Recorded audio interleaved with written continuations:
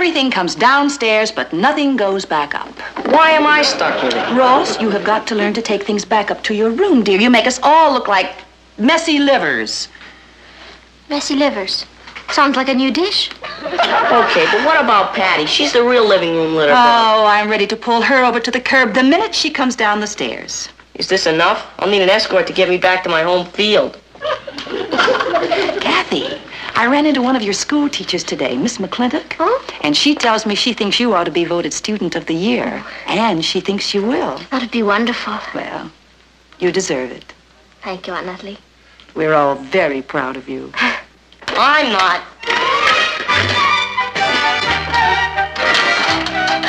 Now, what's that supposed to mean? She's setting a bad family example.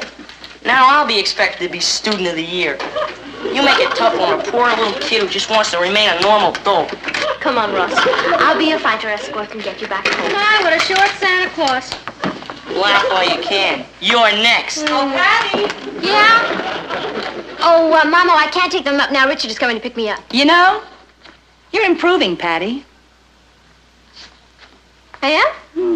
You're thinking up excuses before I ask you to do something. Oh. Here, this just sort of floated down from your room. Oh, Mom, Richard really is coming to pick me up. I called first. You see? Honey, at least you can take the sun lamp up now. Oh, Mama, I like it there. You see, I use it to dry my hair while I'm on the telephone. And besides, it looks very nice there, like a regular lamp. If this were a barber shop, it might look like a regular lamp. Oh, honey, you can take these things up while you're standing here arguing about it. Mama, please, I have got to get to the shake shop to study.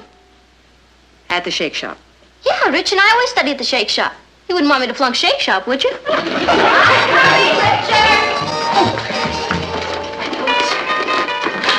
Hi, Rich. What kept you so long? Oh, my mother had a lot of things for me to do. Come on.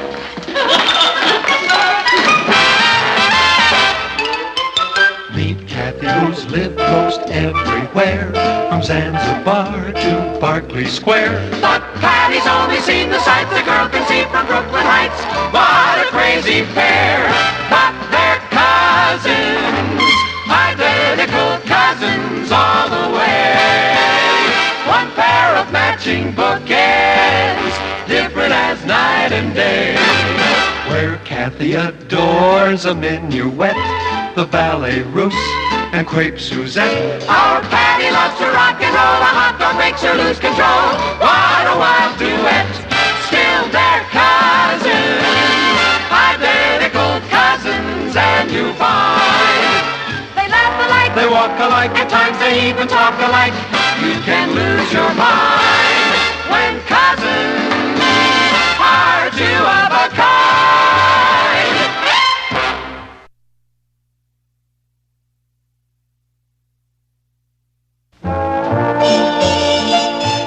The habits we form when we're young are very important. You know something? I can't figure out how my case got to the Supreme Court so fast. I didn't even know I was on trial. You're not on trial, darling. It's just that whenever your mother and I ask you to do something, we get evasion instead of action. We're wondering if it's the same at school. Hey, I feel like I picked up the plague. Well, you have. The put it off plague. Happily, there's a simple solution. Tell me I'm simple. I wish I'd said that. All right. You take that same wonderfully wild energy that you spend evading things and you redirect it to doing things. Let me give you an example. There's a copy boy down at the paper who's on his way up. You know why? Because every time someone asks him to do something, he says, can do. No problem, no sweat. Now that boy is going places. You get what I mean? Yeah. You'd rather have a can-do copy boy than a no-can-do daughter. Patty, think about this. The point is, Patty, that the boy's attitude is refreshing and inspiring to everyone. Now, instead of taking a negative attitude, the secret is to say yes to life. You see? Without even realizing it, your cousin Kathy does. What do I do, Aunt Natalie? Say yes to life. I do? Yeah. Without even realizing it. You're serious, aren't you, Papa? You bet I am. Okay. Instant transformation. Can do, Patty. Good for you, darling. Now then, Since this has turned into a family meeting, What meeting? The one you're in. Go ahead. my women's club meets here Thursday, and I would like some help making the coffee cake. Can do. Good meeting. It's not over. And I would appreciate some help polishing the silver. No problem. Great meeting. And the patio needs attention. Ross, I said the patio needs attention. No sweat. Oh, Patty, it's all right if the copy boy uses that expression, but, Oh, okay, Papa. No perspiration. Laugh it up, Kathy. We're off the hook. You know something? I feel better already. Patty, you're a wonderful girl to make an about face like this. It was nothing. Oh, there's Richard. See ya. Bye. Bye, slave. Hi, Rich. Hi, Patty. You ready to heel and toe it to the water hole? Yeah. I presume that means you're walking to the shake shop. Oh, hi, Mr. Lane. It must be great to have a father who speaks English. Yeah. Richard, you know, you often remind me of a young Great Dane, but just what are you doing? Well, I have to decide what to order Patty at the shake shop. I don't understand. Well, haven't you noticed? Your daughter's been wearing fruit-flavored perfume. Fruit-flavored perfume. It's the latest thing, Papa. It wouldn't do to order a cherry picker free flight flip if she's wearing wild grape. Oh, no, of course not. And the scents would definitely clash. So I have to determine here. Because the shake shop, everything smells the same. Orange. Tangerine. Can't you take her word for it? Sure. But it wouldn't be as much fun. Good night, Richard. Teenagers. I wish I'd been one. Well, there's no denying you came to the right person for help. Oh? Yeah, our daughter's all straightened out. She's volunteered to help you with the cake, polish the silver, manicure the patio. She certainly did. Yes, indeed. And left without doing anything.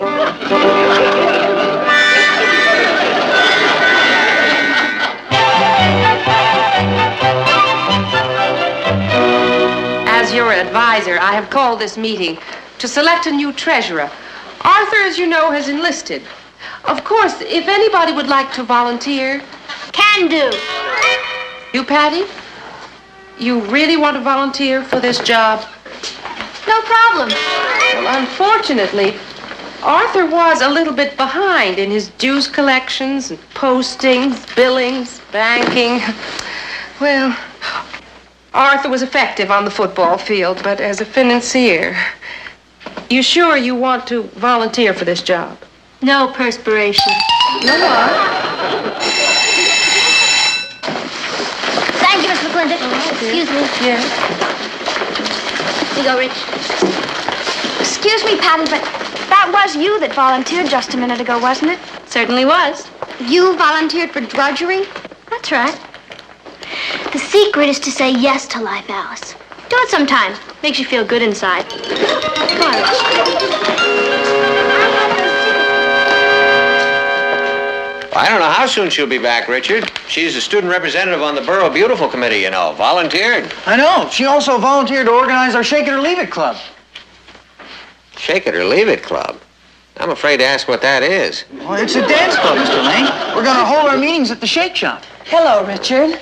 Where's Patty? My club women will be here Thursday. The coffee cake isn't made. The silverware hasn't been polished, and the weeds in the patio are feeling very secure. Well, she's probably pacing herself. She's taking on too much. Yeah. She'll be burned out before she's 20. And I don't want to drudge for a wife. We'll worry about that when the time comes, and it hasn't. Now, meanwhile, you're both forgetting a truism. The more work you assume, the more work you can do. So relax.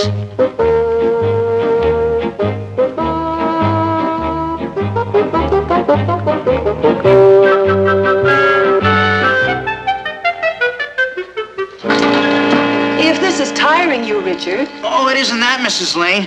It's that I haven't had much sleep lately. Those committees are killing me. Committees? Yeah. Patty sets it up, and I carry out the work. I must have been up to 11 o'clock last night ringing doorbells. Was she ringing doorbells? No, she's too busy. Busy doing what? Well, you know, being the brains. That shouldn't take her too long. Where is everybody? Hello? I'm home. Hey, look at all of you. Hello, darling. Home is where the weeds are growing. Well, why don't you relax with us, Mr. Lane? Relax. This has to be against the child labor law. Ask your sister. I think she volunteered to write the original law. So where is she? Search me. Is there a neighborhood volunteer fire department? She may have joined that. Don't forget this. Well, now, just a minute. You should not be doing Patty's work for her. Can anybody around here say no? It's pretty hard to say no to her, Mr. Lane. You know how Patty is when she flies. She's marching along, conquering the world like Alexander the Great. And it's up to us peasants to execute for the great executor. Well, let's all remember an old truism. The more work you assume, the more work you can do. Look, Natalie, do you think it's a good idea for me to bend over weeding like that? I mean, my sacroiliac might pop. Oh, I don't think it'll pop. Think positive. You know, can do. Well, Patty's really doing a great job. We mustn't discourage her. I mean, we wouldn't want to break her spirit now that she's learning how to assume obligations. Would we?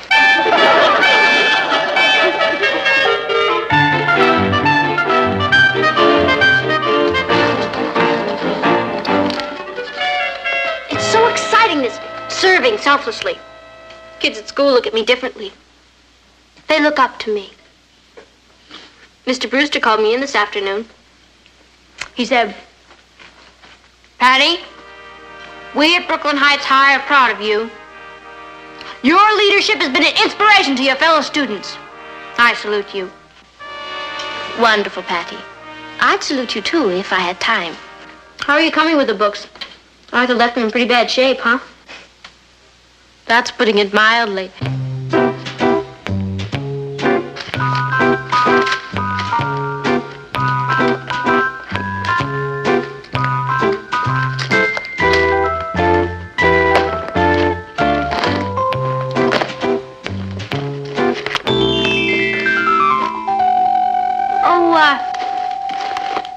Mr. Brewster also said, "Patty, you keep going at this rate, and you could be the first woman president of the United States."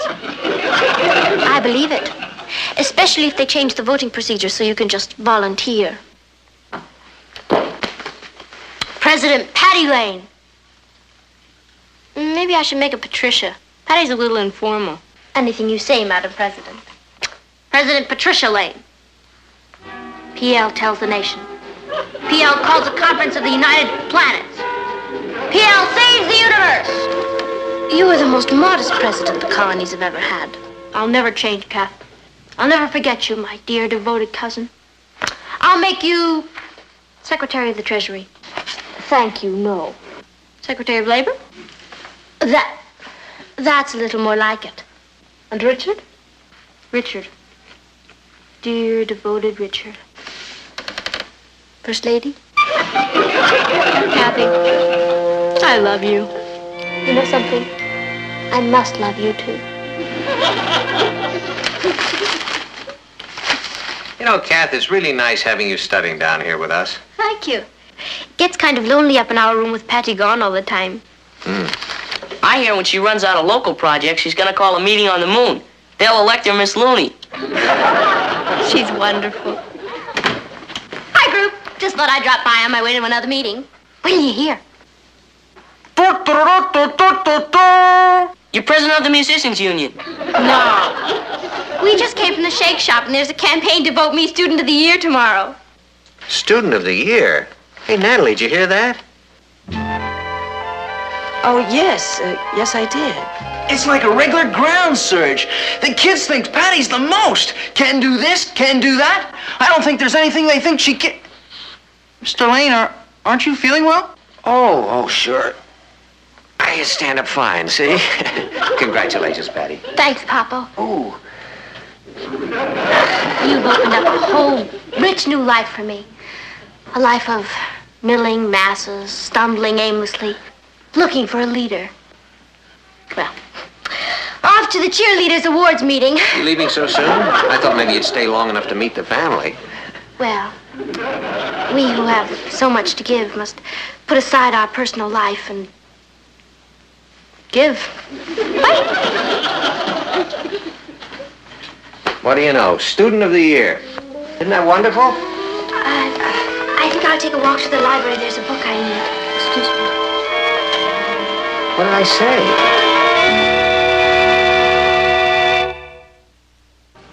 You had no reason to know, Martin, but being Student of the Year means the world to Kathy. And I feel after all she's done for the school, she deserves it. I see what you mean. Well, do you think Patty will win? I don't. She's got a winning smile, but a losing face. As much as we love Patty, by comparison, she is sort of a flash in the pan. I'm sure they don't know that Kathy prepared a treasurer's report. The heck with that. Do they know I polished her silverware? I want to go to that meeting tomorrow. I'll expose her. All right, take it easy, Ross. This calls for cool heads. It'd be terrible if Kathy didn't get her just reward. What about mine? Like 50 cents an hour, retroactive, time and a half for overtime, old age benefits, Social Security, paid wash-up time. Just turn Patty's allowance over to me. I'll deduct it from my bill. This is a great moment for us. We have been appointed to take charge of the Brooklyn Heights High Beautifying Project. When you say we, I mean all of us. Well, sure, I am chairman of the committee, but it's as I told the principal this morning. But I can't do it without all of you, the workers. What do we have to do exactly? Clean up the school grounds. Clean up the school grounds? Yes. Now, don't think of it as a civic duty. Think of it as a civic pleasure.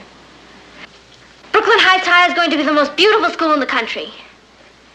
And I'm going to see to it that each and every one of you gets his own personal inspection kit. Thank you very much, ladies and gentlemen. I have another meeting.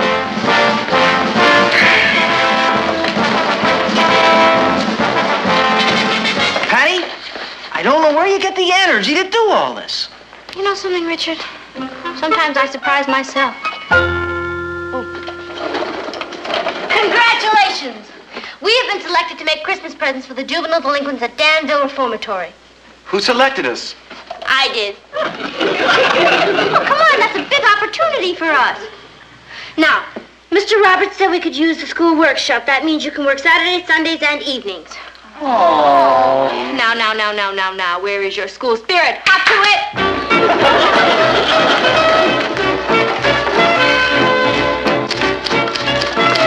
You've done it again. We've done it again. I have some wonderful news for us. Excuse me. Pardon me. Excuse me. Thank you. We have just been appointed to march with the Volunteer Fire Department of Brooklyn Heights in a Columbus Day parade.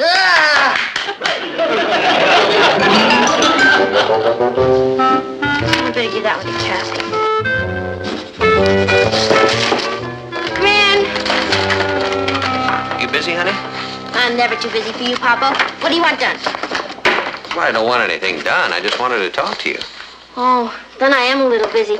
As corresponding secretary for the Junior League, yeah? Corresponding secretary? Yeah.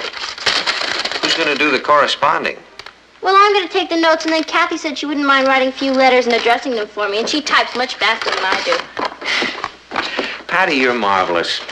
You know, sometimes I think of you as a beautiful, spirited, high-flying kite. Okay, I'm a kite, but I'm also a corresponding secretary. See ya. A way out kite, way up there on a thrilling ride. But you know, you're asking a lot of other people to keep you flying. You're serious, aren't you? Yes, I am. I'd like to reel you in just a little bit and see if your perspective doesn't change. Okay. Reel me in. The kids at school are all looking up to you these days. Why? Why do you think they're looking up to you, huh? Well, I'm not very good as a talking kite. Well, I think it's because you've taken on a lot of jobs that they don't want to get involved in. You've become a problem broker. You got a reputation, a wonderful reputation as a doer, and that's good. The only thing is that a lot of people who love you have been doing the doing. Now, one of them sleeps right here in this room, and I'm afraid she's going to be crying herself to sleep tomorrow night. Kathy? Mm-hmm. Why would she be crying? Well, because she's been looking forward to being Student of the Year. She has? That's what you told your mother. Oh, boy. It seems that being picked as Student of the Year means as much to her as, Being first woman president of the United States means to me. well, Well, I guess that election will have to wait a while, huh?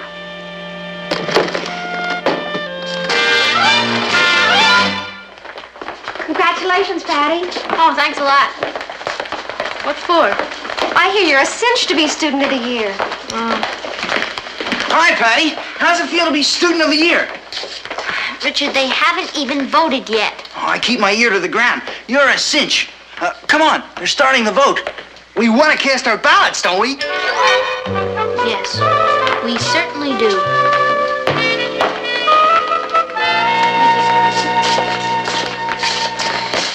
Where's Kathy? Oh, she didn't feel too well this morning. She wasn't sure if she could make it to school or not. It's too bad. She should be here to see you elected. Yeah.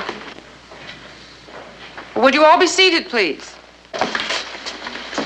Now, before we open our books, we're going to cast our votes for Student of the Year. Patty Lane! Mrs. Clinton, may I say a few words, please? Victory speeches usually take place after the election. Yes, Patty. Well, I just wanted to tell you all what a thrill it is to have even been nominated for Student of the Year. Everyone's been calling me Can-Do Patty. And that's right, I sure can. You bring me a problem, and I'll get it done. I didn't say I'd do it, I just said I'd get it solved. Because I have a cousin named Kathy. She's the one who's been getting things solved around here. Everything that's been done around here has been done by Kathy, with all of you helping her. I've just been a lot of wind. Oh, sure, it takes wind to make the windmill go round, but it's the windmill that does the work. Good morning, Kathy. Oh, good morning, Mr. Murchison. Aren't you late for class? Well, they're having the voting for the Student of the Year. Well, go on in. And I thought I'd wait until it was... Go on. Sir, thank you. So I think that that's the kind of person you want to vote for. Someone who's not afraid to tackle anything. Someone who's not afraid of a little work. Someone who gets the job done. I move that this class choose her by unanimous acclamation.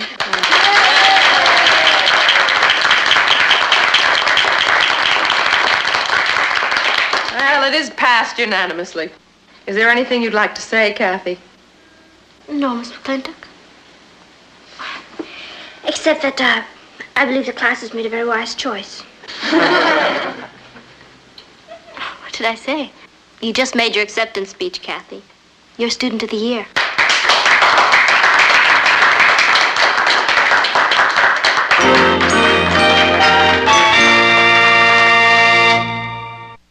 Hi, Richard. I guess you heard the news. Yeah, Kathy told us. I wish you would have heard Patty. You sure would have been proud of her. I've always been proud of her, Richard.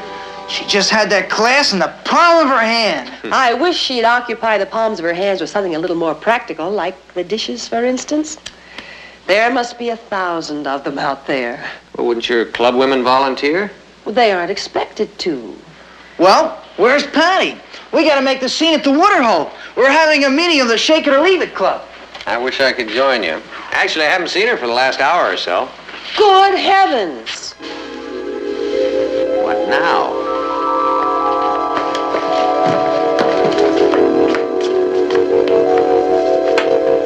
Is that you, Patty? Yeah, that's me. Can-Do Patty.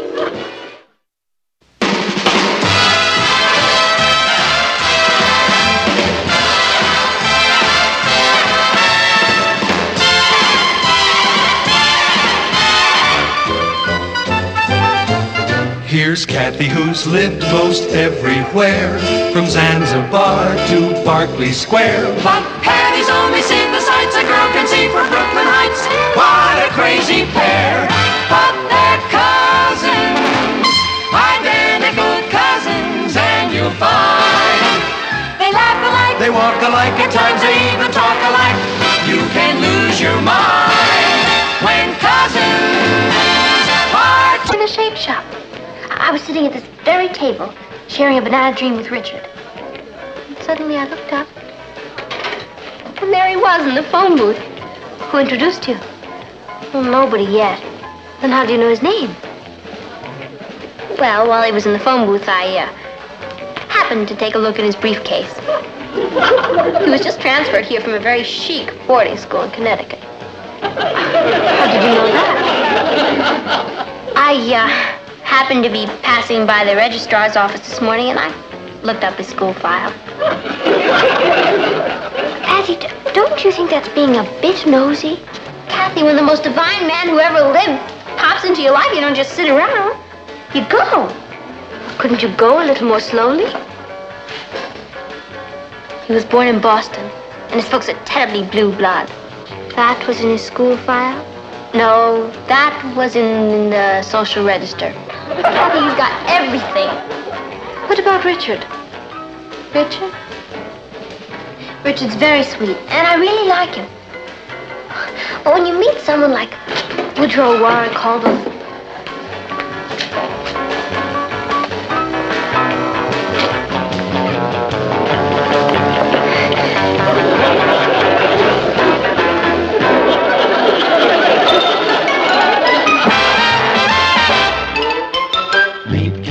who's lived most everywhere, from Zanzibar to Berkeley Square. But Patty's only seen the sights a girl can see from Brooklyn Heights. What a crazy pair!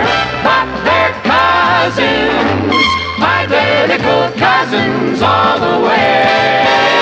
One pair of matching bookends, different as night and day. Where Kathy adores a minuet, the ballet russe, and crepe Suzette. Our Patty loves to rock and roll. A hot dog makes her lose control. What a wild duet. Still they're cousins, identical cousins, and you find they laugh alike, they walk alike, at times they even talk alike. You can lose your mind when cousins are two of a kind.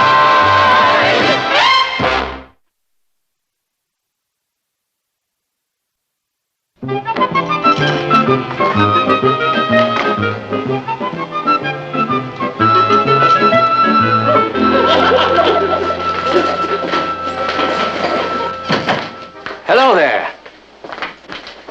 They said the feature editor of the Bugle wanted to do a story on me. I'm Woody Caldwell. yes, you certainly are. Hi, I'm Patty Lane, feature editor. Where shall we start? Well, why don't you tell me all about yourself? Well, I was born in Boston. How did you know? Oh, I just took a lucky guess. Oh, well, then I went to day school. Don't you want to take notes? Notes? Oh, no, I have total recall. Like an IBM machine. You're terrific. You're sensational. Do you have any hobbies? Yes, I'm terribly keen on squash. Your hobby is eating squash? Squash. Tennis. Oh, of course. Hi. And goodbye. Well, hello. I'm Sue Ellen Turner. I'm Woody Caldwell. Isn't that funny? My father told me I'd probably run into you. That's very Your funny. father? Yes, Dad is vice president of the First Mortgage and Trust Bank down in Wall Street. Well, that's where Dad banks. Yes, I know. They're great buddies. My father's managing editor of the New York Daily Chronicle. We must get together soon. Where's it? At the Brooklyn Heights Morgan Savings and Loan Association. I'll call you. Yeah, about this interview. I'm afraid I have to make a class. Oh, Bye. bye. What a charming boy. Well, I saw him first, so forget it. You? Yes? My dear child, There's only one girl in this entire school with the wealth, background, and social position worthy of Woodrow Warren Caldwell III. And you're looking at her. Excuse me. Let me get this straight, Patty. You want me to tell you all about our ancestors, huh? That's right. Who were the Lanes, Papa? What did they do? Well, they were mostly... Patty, why this sudden interest in genealogy? What's something I've always wondered about? Huh? Well, I can tell you one thing about them. You can be very proud of your forebears. I can? Oh, yeah. They've all been good, decent, hard-working people. That's all? Wasn't that enough? Oh, sure, Papa, but... Well, weren't any of them, like, famous or distinguished or noble? Well, let's see now. Well, it was old Joshua Lane of Brattleboro. There was? Yeah, he founded the first general store in Vermont. A storekeeper. And then there was Lieutenant Noah Lane, who fought in the Civil War. A war hero? Yeah. He was one of the first Union officers to be captured. Captured? Oh, you mean in a gallant stand against the foe? No, actually, it was in the retreat from the Battle of Bull Run. Martin, you can spare these slacks, can't you? Yeah, I think so. They look like they belong to Ross. Hey, Mama, you're not going to give away my green sweater. Oh, well, you never wear it, dear. I know, but it's my favorite one. Now, Patty, surely you're not going to begrudge an old sweater to the Salvation Army. Oh, not the Salvation Army. We've a new neighbor who's starting a thrift shop, Mrs. Caldwell. Oh, okay, I guess if it's for charity. Did you say Mrs. Caldwell? That's right. Mrs. Woodrow Warren Caldwell? The second was on the crest on her stationery. Oh, she can have my sweater. She can have everything I've got. Well, that's very generous of you, darling. Martin, can you drop these things off on your way downtown tomorrow? Oh, that's all right, Papa. I'll deliver them to her. Well, thanks. Well, it's the least I can do for the deserving poor. I'll go see if I can round anything else up. Bye. Well, what do you suppose came over her? Mrs. Woodrow Warren Caldwell II, obviously. Who is she? Terribly rich and social, I gather. I'll bet. I'll also bet she has a son named Woodrow Warren Caldwell III. My dear, I'm overwhelmed. Such generosity. Oh, it's nothing, really, Mrs. Caldwell. Don't be so modest, my child. Some of these things are practically new. Yes, that's our way. We like to wear things once and then just give them to some worthy cause. Well, I'll have to send your mother a very special thank you note. Oh. What is your name, child? Patty Lane. Lane. Are you by any chance related to the Boston Lanes? Interesting you should ask, Mrs. Caldwell.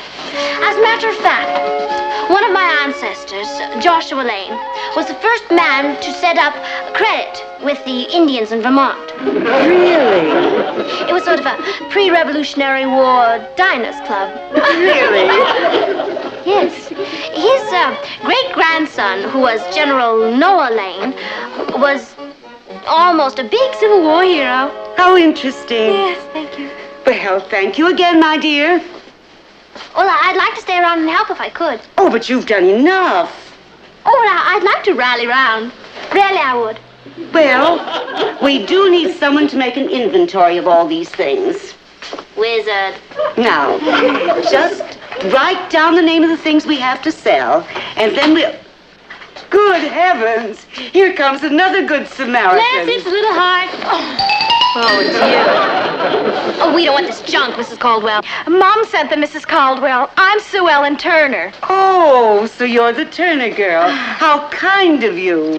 I also wanted to volunteer my services. Well, we don't need them. Thank you very much. Oh, please, I so want to help. Very well, dear. You can make an index of the list of our donors. Thank you.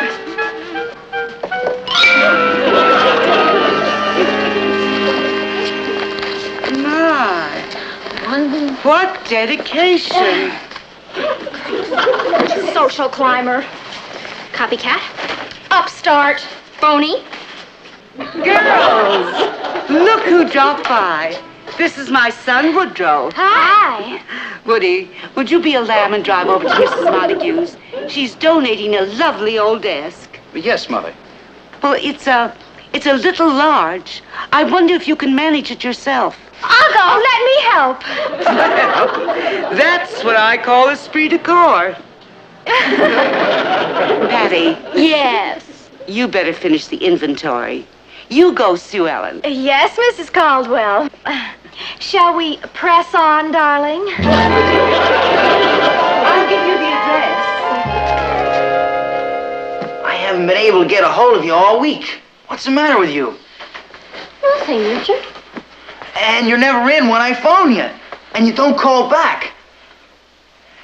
Patty, is there somebody else? Now, whatever gave you a ridiculous idea like that? Of course not. Excuse me. Hello? Hi. Hi. Woody. Who's Woody? Mom wondered if you could come tonight and help address envelopes. Tonight? That's right. To your house? Wizard, Woody. I know, it's that new society boy with all the clothes. Woody Caldwell. Mom says 8-ish. 8-ish? Right-ish. Bye. So, there was somebody else. I was right. Yes, Richard, I'm afraid so. But Patty, you're my girl. Till the end of time, you said. And I meant it, Richard. I really meant it. When you meet somebody like Woodrow Warren Caldwell III. Yeah, sure. I know he's got social position and good looks and fancy clothes. And he drives around in a jazzy foreign sports car. But aside from that, what's so special?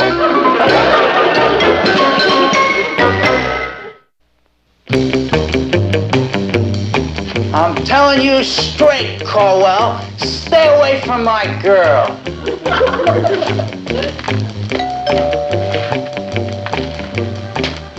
Okay, Caldwell, if that's the way you want it.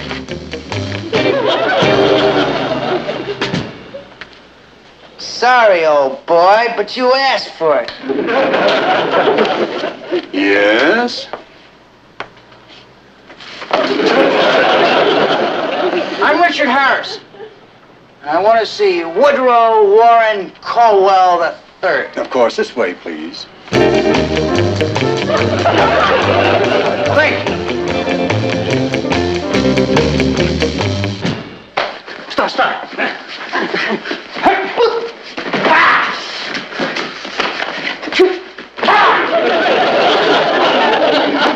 Hi, fella. What can I do for you? My name's Richard Harrison. Yes? And I just wanted to say, welcome to Brooklyn Heights.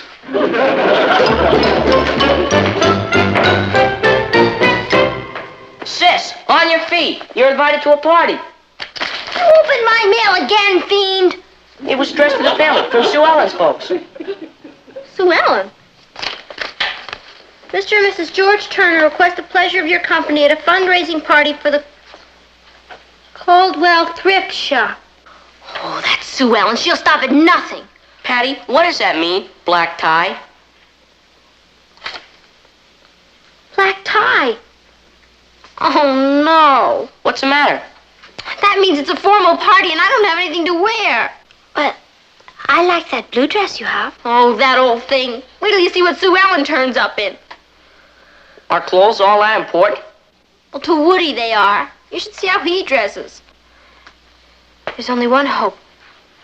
I'll just explain to Papa why he's got to buy me a fabulous new formal. Do you think he will? When he knows that my whole future happiness is at stake, what else can he possibly say? I'm sorry, Patty, we just can't afford it. Please, Papa. What's wrong with that blue dress of yours? It's less than a month old. But everybody's seen it. Oh, it's... Oh, could I buy a dress with my own money? I think that's a lovely idea. Oh, good. Then could I have an advance on my allowance for the next 3 years? No, you can't. Why not, Papa? Because you're growing up, honey, and I think it's time you learn to live within your own means. Yes, sir. Well, at least I'll never need any more clothes. Why? Because I'll never be able to show my face in this town again.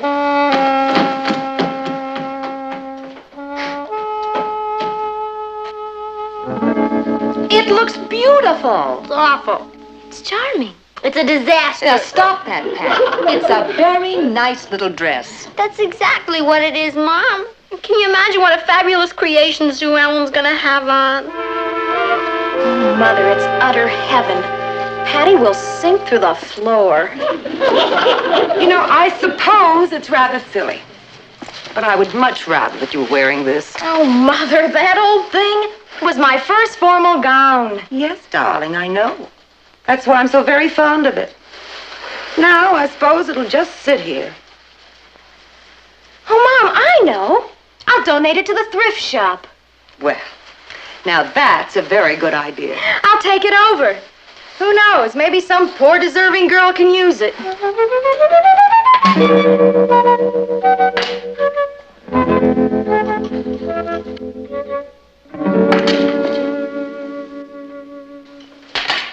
$6.75.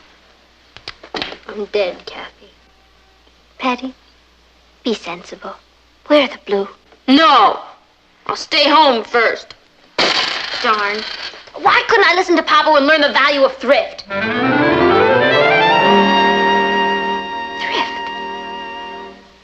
That's it.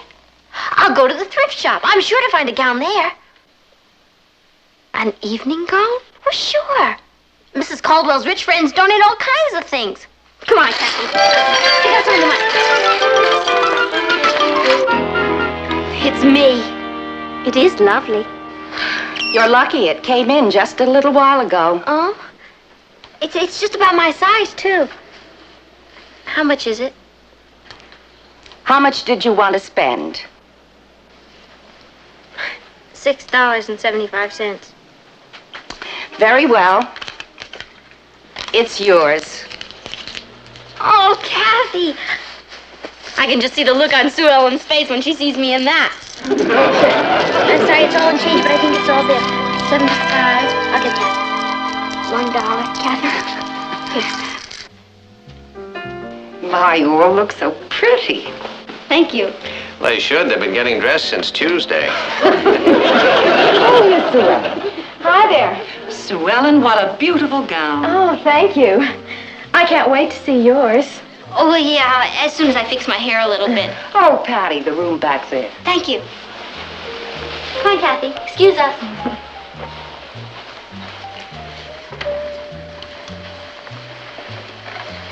Sue Ellen's dress is a bit much, don't you think?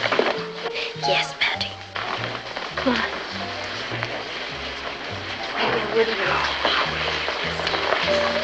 You know, that's typical, though. Just like this picture gallery of her. After all, it is her house. Yeah, but... Kathy! What's the matter? Look! It's just a picture of Sue. Oh, no. She's wearing my dress. She can't be. But she is, look! Christmas at home, my first formal gown. She gave it to the thrift shop. That's the dirtiest trick I've ever heard of. What are you going to do? Well, for openers, hide.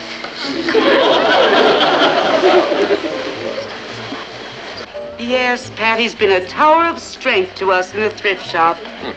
Well, where is she? Oh, she's primping, I imagine. She may never show up. Sounds like Woody.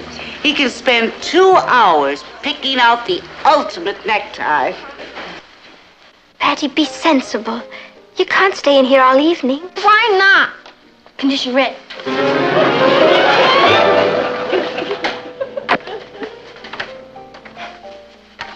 Where's Patty? She's fixing her hair. Oh. Oh, fussy old Mrs. Montague insists I hang this.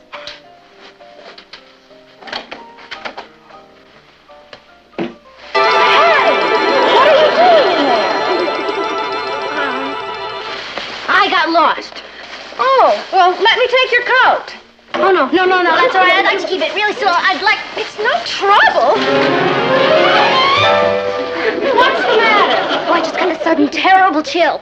Patty, what's wrong? Well, nothing, Sue. Everything is absolutely fine. I'll be fine in just a few minutes. Now, why don't you just run along and take care of your guests? And I'm really having a ball, and I'll see you in a little minute. Oh. That's Sue Ellen in her first formal gown. charming. A lovely child. And she's so thoughtful. Do you know she just donated that gown to the thrift shop? Isn't that sweet? Patty, that's the coward's way out. Well, what do you think I am? That's nothing. Patty! Swell. Yes, Kathy, I see what you mean about that dress. Patty! Where did you get that dress? I had a little dressmaker who ran it up for me. Oh, really? Yeah, she does all my things. That just happens to be my old evening gown. That's ridiculous. There's this little old lady Let me who has see a that shop, and label. every time I want I a was nice dress, right. So you went to the thrift shop and bought my old dress. I did not. Well, I didn't know it was your dress. Please, Sue. Promise me you won't tell anybody. Please. Promise. Buddy, pal, friend. Of course not. I'd be an utter monster to. Oh, and you're not. You're kind and sweet and generous, Patty. Mrs. Caldwell wants to say hello. Oh, she'll be right in, Mrs. Lane. This is going to be a beautiful party.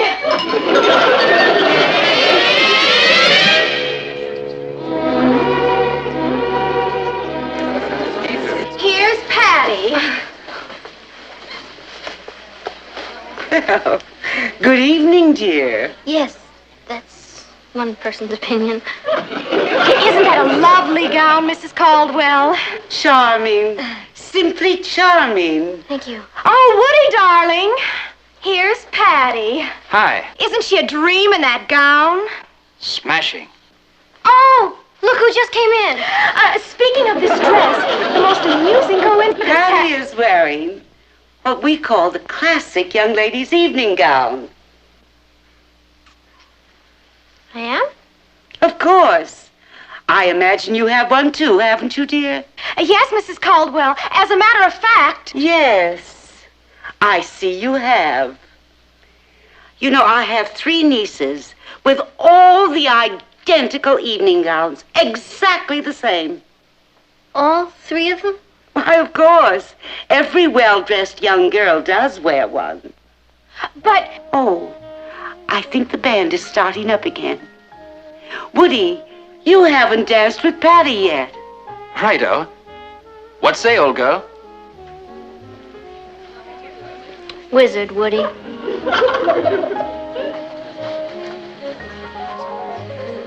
They make a charming couple, don't they? Yes. Don't they?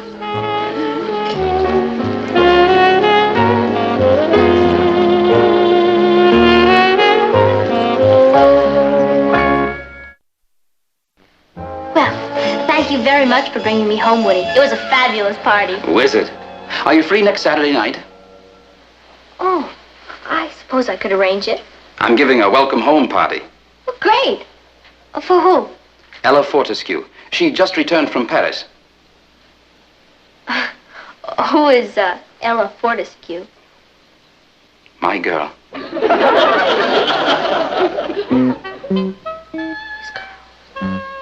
That's right. You'll adore her. See you 7-ish. Bye. Bye-ish. Kathy, guess who's back in town? Ella Fortescue.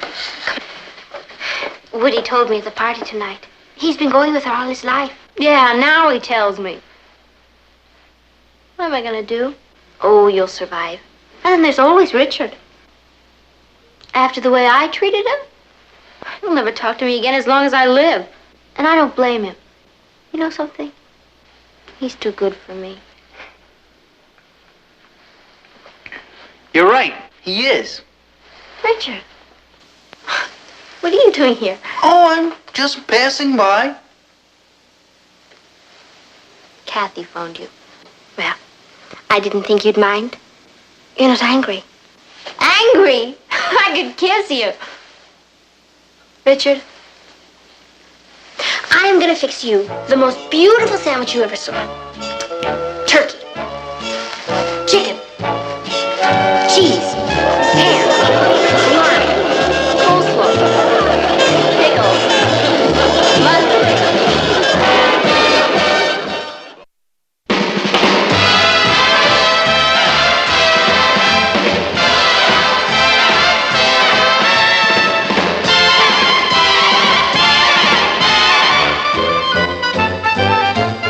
Here's Kathy, who's lived most everywhere, from Zanzibar to Berkeley Square. But Patty's only seen the sights a girl can see from Brooklyn Heights.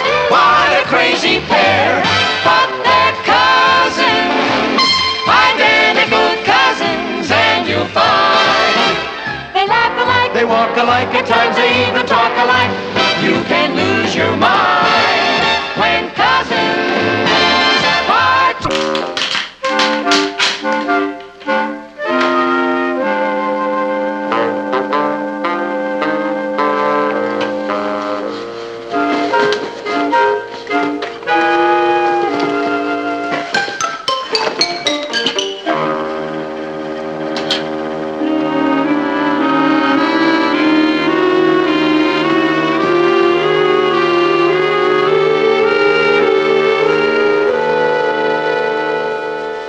Patty? What is the matter with you? Oh. Don't ever sneak up on me like that again. Sneak up on you? Patty, what are you so nervous about? Well, you'd be nervous, too, if you were the only witness to a hit-and-run accident. You saw a hit-and-run accident? When? Just now. I was passing by McDonald's Market, and this big car came crashing around the corner, skidded up on the curb, and then ran into the front of the store window and just kept on going. It was terrible. Did you get a look at the driver's face? Did I? Yes, and just a little mustache. And he wore a raincoat and a big floppy gangster hat. And he had his ma with him, a big tough-looking woman. 10 to 1 they were escaping from a big bank robbery. What did the police say? The police? When you reported the accident. Reported it? Kathy, are you out of your mind? Do you want me to wind up in a sack of cement on the bottom of the East River? I'm not going to get involved in this. Patty, you are involved. It's your duty to tell the police what you saw. That's my second duty. My first duty is to stay alive. Look, Kathy, I know how these gangsters operate. The first thing they do is rub out the witness. I'm too young to be rubbed out. All I have to do is keep quiet. Nobody saw me. And if I keep my mouth shut, there's no way they can find out that I saw them. Or that I was even at the scene of the crime.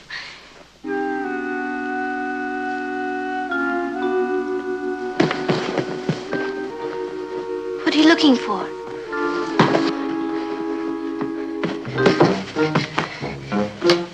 You know that gold bracelet I got for Christmas? The one with my initials on it? Yes.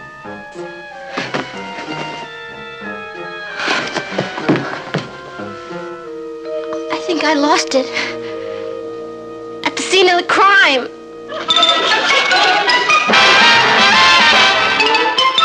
Meet Kathy, who's lived most everywhere, from Zanzibar to Berkeley Square. But Patty's only seen the sights a girl can see from Brooklyn Heights. What a crazy pair! But they're cousins, identical cousins all the way. One pair of matching bookends, different as night and day. Where Kathy adores a minuet, the ballet russe, and crepe Suzette. Our Patty loves to rock and roll, a hot dog makes her lose control. What a wild duet, still they're cousins, identical cousins, and you find they laugh alike, They walk alike, at times they even talk alike. You can lose your mind when cousins are two of a kind.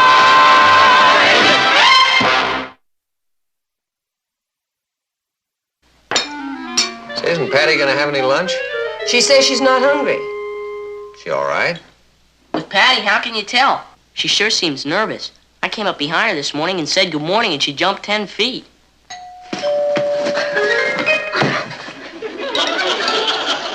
Who's that? Well, there's only one way to find out. Right. Open the window and ask them. Patty, will you see who's at the front door, please? Me? Do you want me to get it? No. No, you better stay out of this. I'll go. Say goodbye to my folks for me.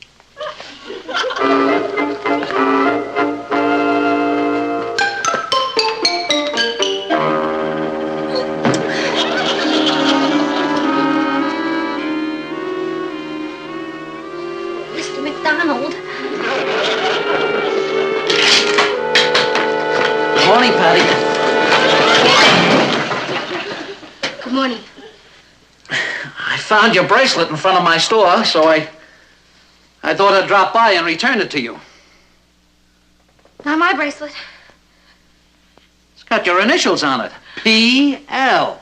Well, there are a lot of PLs in the world that belong to Prudence Lewis or Paula Lomax or Penelope Lufthaven. I haven't been near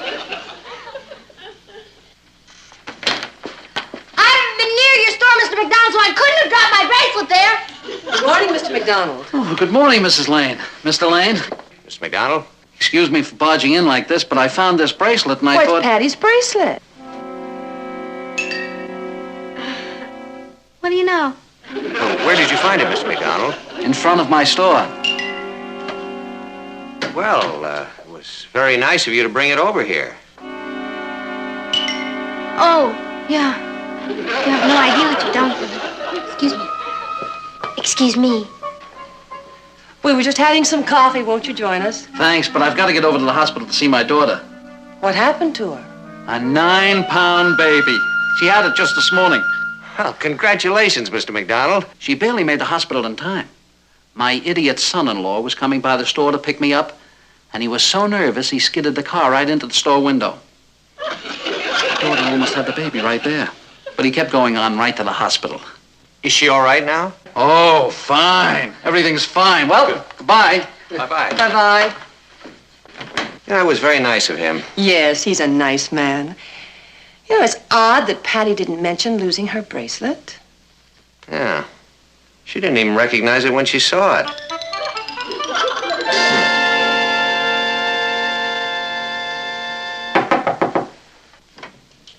Who is it? Patty. Yeah? Let me hear your voice again. Patty, will you open this door? Just a minute. What do you think you're doing? I'm in hiding. Patty, no one is after you, and no one is trying to hurt you. All you have to do is tell the truth. Look, I've got a great idea. Since you're so brave, why don't you go down and tell them that you're me and you saw the whole thing and you're not...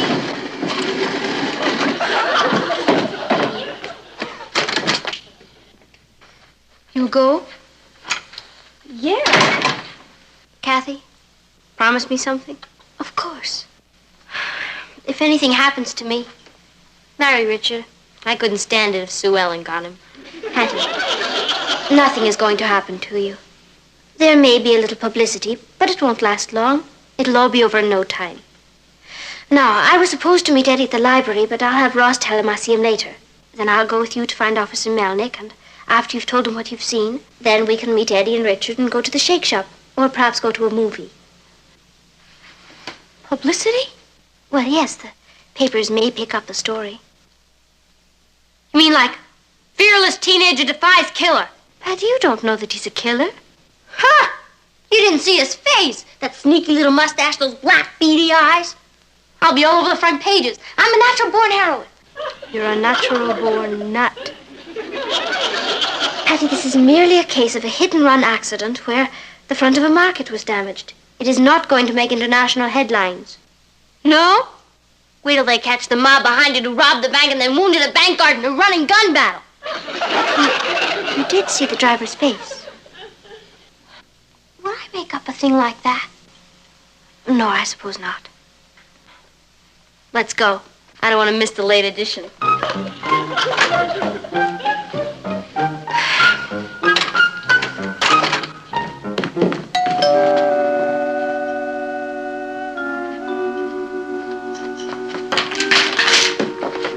Who is it? It's me, Richard. Yeah? Do you have any identification? Patty, for heaven's sake. Well, I can't be too careful.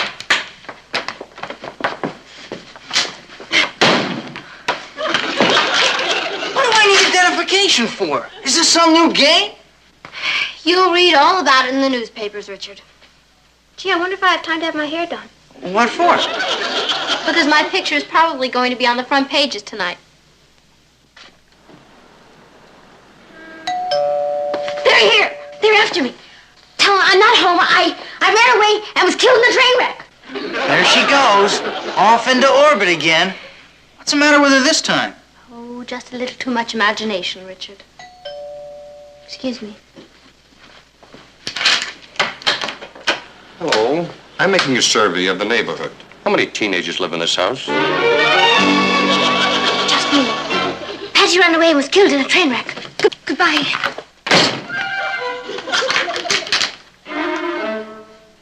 Patty was telling the truth. She is in danger. In danger? Patty! Patty! Patty? What are you doing there? Acting like a gleep, I guess. You're right, Kathy. I'm the mountain out of the molehill type. Somebody has a simple little accident and I turn it into gangsters and bank robbers. Patty, the man at the door wore a raincoat and had a little mustache. He's gone now. Yeah, but he'll be back. They never give up. What did you do? It's all an accident. It was a hit and run. Patty was the only witness. Well, you can't spend the rest of your life behind the drapes. If I go down there and testify, I'm in big trouble. I don't want to be a teenage heroine. I think she's right. I'll do whatever you think, Kath. Oh, Patty, I don't want to take that responsibility. I think you should talk to your father and see what he has to say. I know what he'll have to say. He'll make me go. He's all ethics. And if he says go, I'm dead. Well, perhaps we could ask his advice without telling him who is involved. Yeah. I could say to him, real casual like, Papa, what can they do to a witness who sees an accident and won't testify? Well, it all depends, Patty. No one can force anyone to admit that he or she, that he saw something that happened. But on the other hand, there is a moral obligation involved. People have a responsibility toward one another. Did someone you know see something happen? Oh, kind of. It was a hit-and-run accident. Well, then he has a duty to come forward and tell about it. What kind of a person is he? Coward. That sounds like Richard. It isn't Richard. Well, whoever he is, he's going to have to live with himself. Oh, he doesn't mind that. As long as he lives. Remember the Moorhead case? That little old lady who witnessed a holdup in a candy shop? No. What happened to her? She testified, and the next day they fished her out of the river. Oh. Mom? Do you think I could go visit Aunt Pauline in Denver? Patty, you have to tell your mother and father what is going on. I can't. I'd be putting them in danger. This is my problem, and I've got to solve it alone. No, you don't. What do you mean? Do you know what you suggested before about my pretending that I'm you and going down there? Yeah. I'll do it. Kathy, you're one of the greats. Thanks, but I can't let you do that. Don't you worry about me. The mob has never been up against Patty Lane before.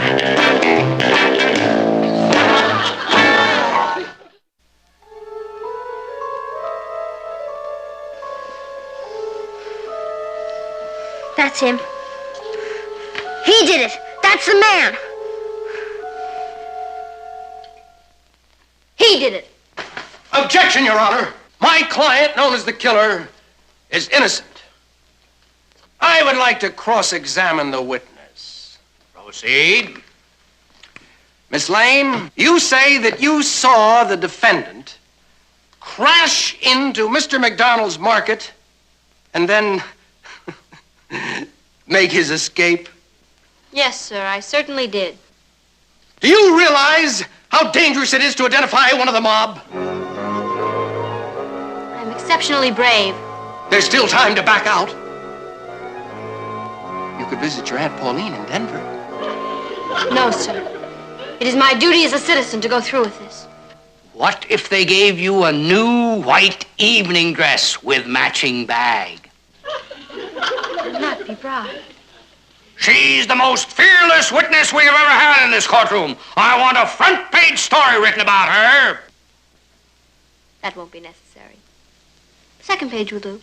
Miss Lane, if my client was behind the wheel of a car and you were on the other side of the street, how can you be sure that it was the same man.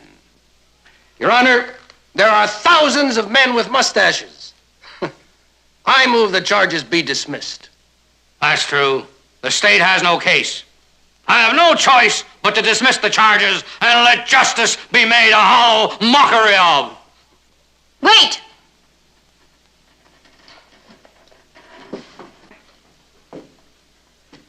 I did not identify the killer by his mustache. How did you identify him?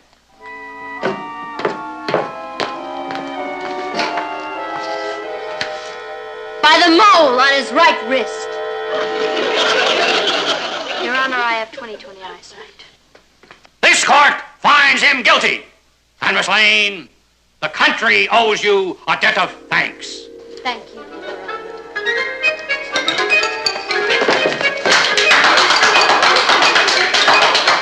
Let this be a lesson to the mob. You? Thank you. Thank you. Read all about it in the newspaper. It's a touching story of a natural-born heroine.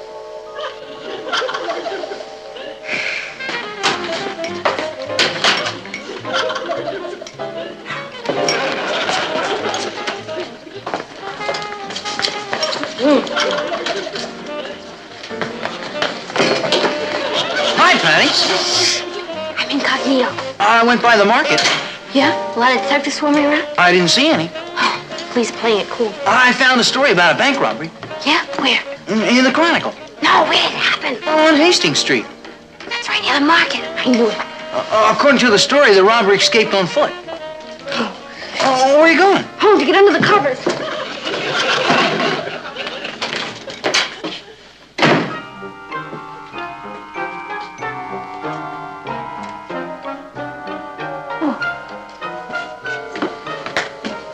Oh, hi, Mama.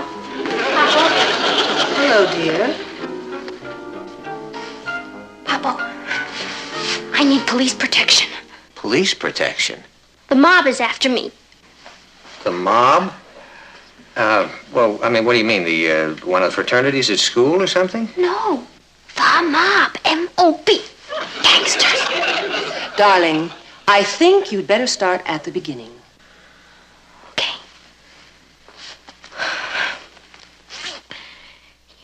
You know that friend I told you about who witnessed the accident? Yeah. That was no friend. That was me. Patty, what was it you saw? The bank robber who crashed into McDonald's market. Patty, what makes you think he was a bank robber? Well, there was a big bank robbery that day, and then this car came crashing around the corner and banged into McDonald's window, and then just took off. Now, what reason would any honest citizen have for leaving the scene of an accident? I can think of one. Patty, was there a woman in the car with him? Yeah. His ma. Well, that cleans up a lot of things. To tell you the truth, I was kind of scared at first. But since I am the only witness, I figure I should testify. But I am kind of young, and I think I should have some kind of protection. Honey, why didn't you come to us about this? Well, I thought if I told you, they'd go after you, and I didn't want anybody to hurt you. You were protecting us. Yeah. Oh, Patty. Listen, you don't have anything to worry about. Let me explain. The man who ran into the front of the store was Mr. McDonald's son-in-law. His wife was going to have a baby.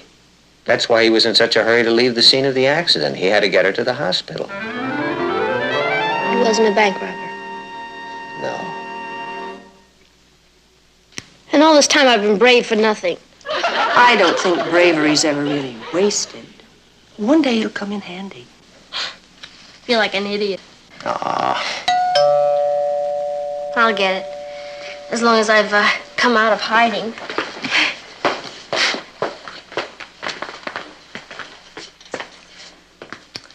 Martin, she was worrying about us. Yeah. You know what I can't get used to about teenagers? Just when you're ready to give up and write them all off, they come up with something so wonderful that it makes you feel about that small. Hi, Rich. Don't stand there in front of the door like that. They might see you. Oh, I'm not afraid of them. You're not? No, they're only a mob. What can they do to me? Gee, Patty, you're almost as brave as I am. You sure you want to go through with this? I wouldn't let anything in the world stop me. And you're not afraid of the danger? Richard, I thrive on danger. You sure have hidden depths. For a girl, you're quite a girl. Thank you, Richard. Well, I guess with your help, the police will be able to solve that bank robbery. And who knows? It could lead to cleaning up a lot of other crimes. There might even be a big reward in this. Well, the only reward I want is knowing that I've done my duty. Oh, excuse me. It might be safe. Oh, why don't you let me get it? Richard, if they're coming for me, they're coming for me. Relax.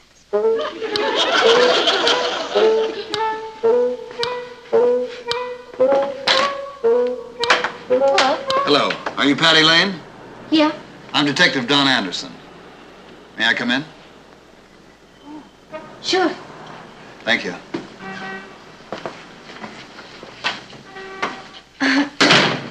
Right this way. Thanks. Oh, this is Richard Harrison. Detective Anderson. You people don't lose any time, do you? What can I do for you, Detective? I'm checking out a rumor that you might have seen an accident in the neighborhood. And don't say anything that might prove fatal, Patty. It's all right. You mean the McDonald case? That's right. Oh, won't you sit down? Thank you. Yes, I saw the whole thing. I was just saying to Mr. Harrison, what good is a witness unless he testifies? Wasn't I, Mr. Harrison? Yeah, that's what Miss Lane was saying. At the time the car hit the store, did you happen to notice a man walk past with a paper sack under his arm? Yeah. I remember thinking that the car was going to hit him if he didn't get out of the way. Poor man, he must have been pretty scared. He ran like a rabbit. Would you be able to identify him if you saw him again? Yeah, I think so. He was a little man, with kind of a round face and a funny chin. Why? That's the man who held up the Brooklyn Heights Bank.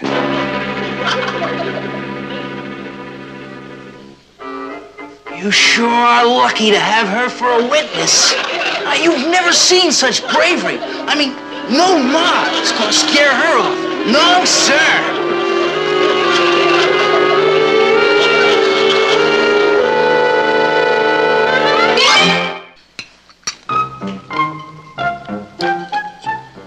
Isn't it wonderful that they caught the bank robber? Kathy, read that part about me again. Patty, I've read it 4 times. I like to hear it. It isn't often you get to bask in the limelight. All right.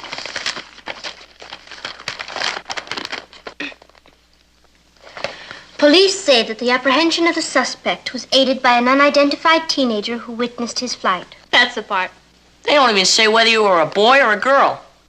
We know I'm a girl. Good morning, everybody. Hi, Rich. Did you see the paper? You're famous. Oh, it was nothing. It's just what any other brave American girl would have done. Then how come it took a squad of police to drag you out from behind those drapes? Ross, you should be very proud of your sister. There wasn't even a reward. There was, as far as I'm concerned. Thanks, Papa. Your mother and I would like to sponsor a night on the town for you and Richard. Dinner and a movie and, Do you hear that? I have no pride. I'll take it. Don't you say that. Gee, I'd better start spending more time hanging around banks. You better spend more time hanging around books. Well, I think we'd better be going or we'll be late. Yeah. Patty, since when do you need glasses? I didn't know you were having trouble with your eyes. I sure am. They're too good. With these on, I can only see what's right in front of my nose. Richard?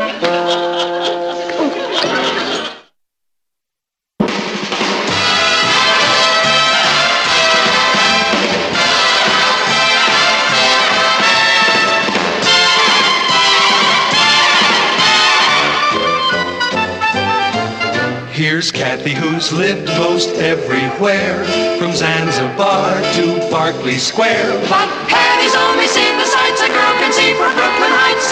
What a crazy pair! But they're cousins, identical cousins, and you'll find they laugh alike, they walk alike, at times they even talk alike. You can lose your mind when cousins are two of a kind.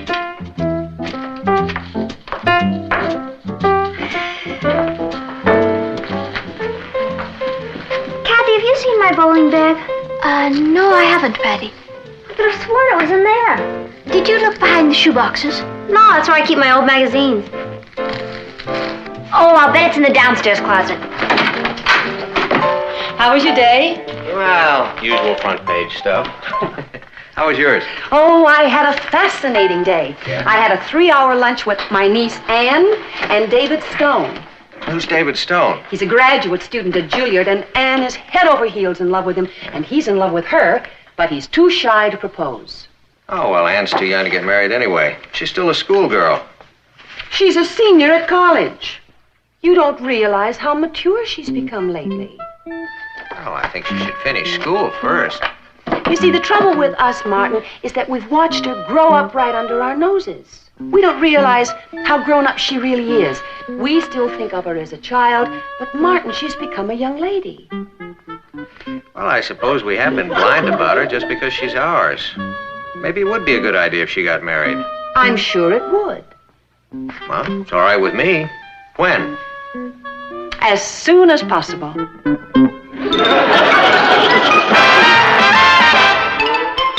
Meet Kathy, who's lived most everywhere, from Zanzibar to Berkeley Square. But Patty's only seen the sights a girl can see from Brooklyn Heights. What a crazy pair! But they're cousins, identical cousins all the way. One pair of matching bouquets, different as night and day.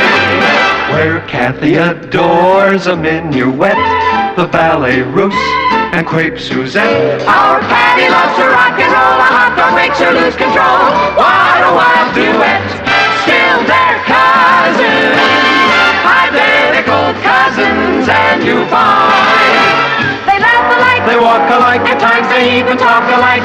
You can lose your mind when cousins are two of a kind.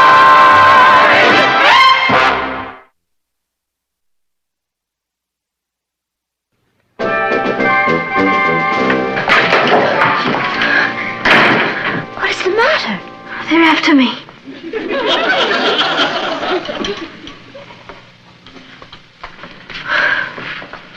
Who is after you? My own mother and father. I don't know how to tell you this. They're what? They're trying to get me married. Oh, Patty, that's ridiculous. I know it's ridiculous, but I just heard them plotting down there. They said I've grown up under their noses and they didn't realize it, and I'm becoming an old lady and they want to kick me out. You must have heard them rehearsing a play or something. Yeah, and I know the name of the play. It's called Getting Rid of Patty. You've got to be mistaken. All right? I want you to come downstairs and listen for yourself. All right, I will. But only to prove to you that you're wrong. I asked David to dinner tomorrow night. Anne's going to be out of town. I hope you don't mind. No, I don't mind. But what's the point? Well, apparently David has some complex about getting married. He had a pretty unhappy childhood. He was an orphan, and an aunt and uncle brought him up, so his memories of home life are rather grim. Oh, you'd like him to see how great family life can really be. Yes. I think he's afraid to raise a family. I'd like him to meet Patty and see what a wonderful child she is. Fine. Anything for the cause. He really would make a perfect husband for her. He's very warm, and you know how outgoing she is. Yeah, she never runs down. I'm glad I asked him to dinner tomorrow night. Well, let's make sure Patty's going to be home. Martin, wouldn't it be wonderful if it all worked out? We'll give them a beautiful honeymoon. Well, take it easy. We have to get them married first. We could send them to June Lake. She loves the country. Hi, folks. Hi, Patty. You know, we were just talking about you. Were you? You're looking very pretty, honey. Thank you, Papa. Our little girl is really growing up, isn't she, Nat? Yes. Patty, do you have any plans for tomorrow night? Tomorrow night? Why? Oh, we're having a dinner guest, and I want you to meet him. I can't. I have a date with Richard. Well, couldn't you break it? You never asked me to break a date with Richard before. This is rather important, darling. Oh, you're going to like this man. He's very nice, and I'm anxious for you to make a good impression on him. You are? Yes. As a matter of fact, I think you should wear your new dress tomorrow night. See, one of the reasons he's coming is to meet you. And I think you should go to the hairdresser in the afternoon. Excuse me. Any questions? They're leading me to the slaughter. I can't believe it. You'll dance at my wedding.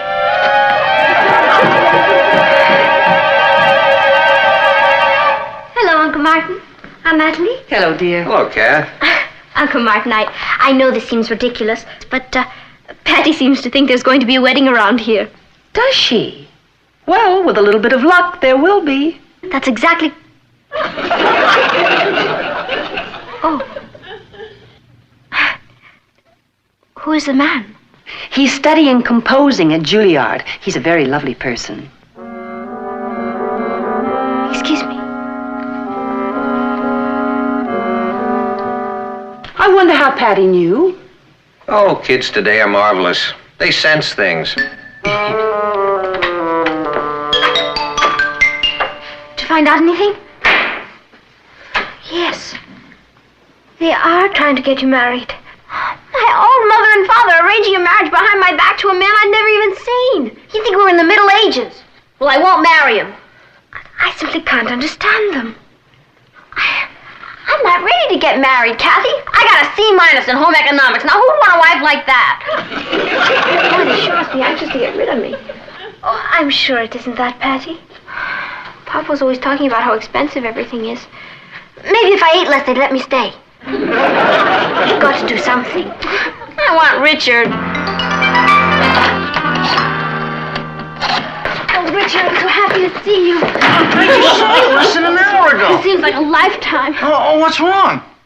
I have to break my date with you tomorrow night. Well, why? I'm going to get married. Oh? Well, what about Tuesday night? She's serious. Serious about getting married? Oh, what is it, a school play or something? No, it's real life.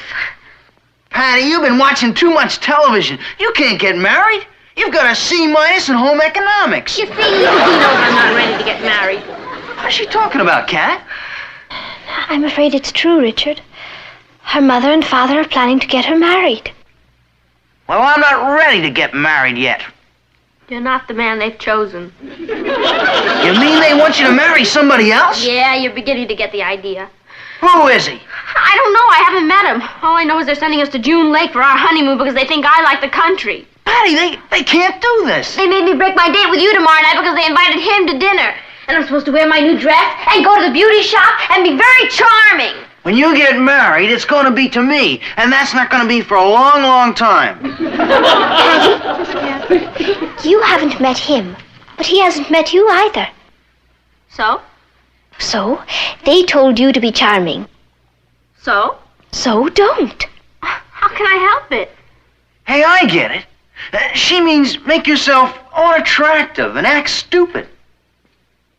Oh, he'd never believe it. You've got to try. I mean, if he doesn't like you, there's not going to be any marriage, right? Right. Kathy, I've got to hand it to you. When the chips are down, you're brilliant. All right, let's figure out the kind of girl that would be least likely to appeal to him. He's a long-haired musician. A long-haired musician?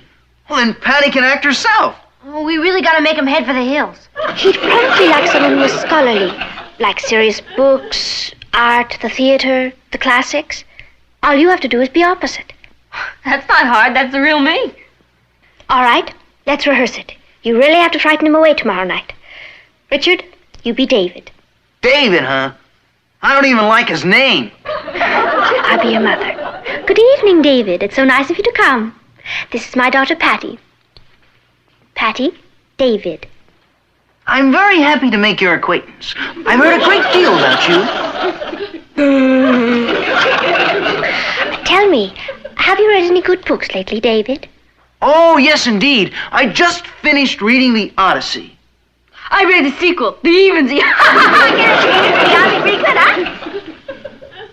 Have you seen any good plays lately? Yeah, Gonzalez checked Mickey Mantle out on the top of the night with bases loaded. This is a rehearsal, Patty. Oh. Tell me, are you fond of Glück? Only if it has a lot of cream and sugar on it. That should frighten him away. I can't wait till tomorrow night.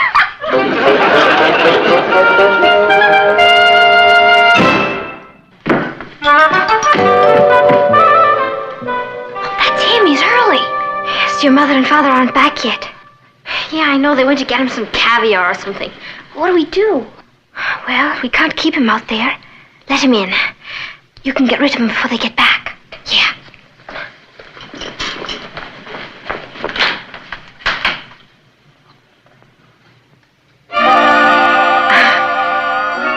Hello. I know I'm early. I'm David Stone. How do you do, David? I'm so happy to know you. Yeah. Well, won't you come in? I'm Patty. It's my cousin Kathy. Hello. How do you do? Well, the Pioneer Top should be back any sec.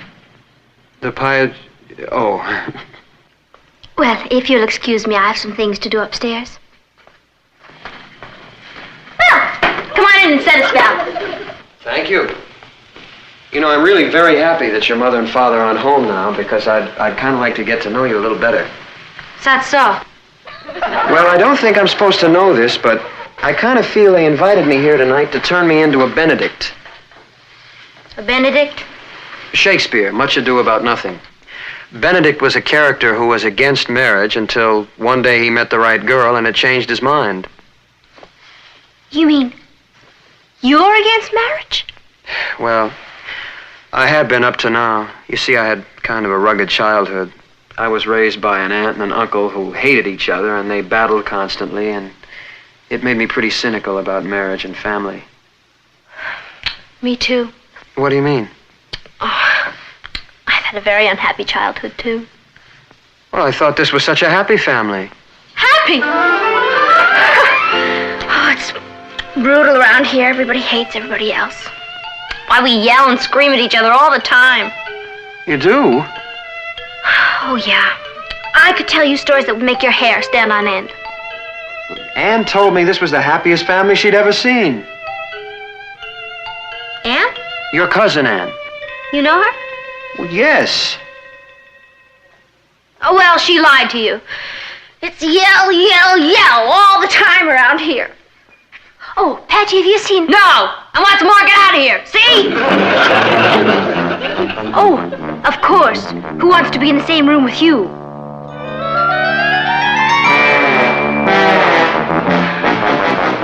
You see? Do your parents quarrel? Day and night. They're the only family Anne has. Yeah. Poor Anne. Well, she never even mentioned this to me. It must be terrible for her, just the way it was for me. Oh, even worse. When Papa loses his temper, he's a fiend. Anne is so shy and sensitive. Someone should take her out of all this. Yeah. Of course, I don't mind it here. I'm kind of used to it. I even like it here. I wouldn't want to leave for anything. David! Martin, this is David Stone. How do you do? Nice to meet you. I'm sorry we were so late getting home. I'm glad Patty and I have had a chance to talk. Yeah, we really understand each other. And I've made up my mind about something. Yes? I want to get married right away.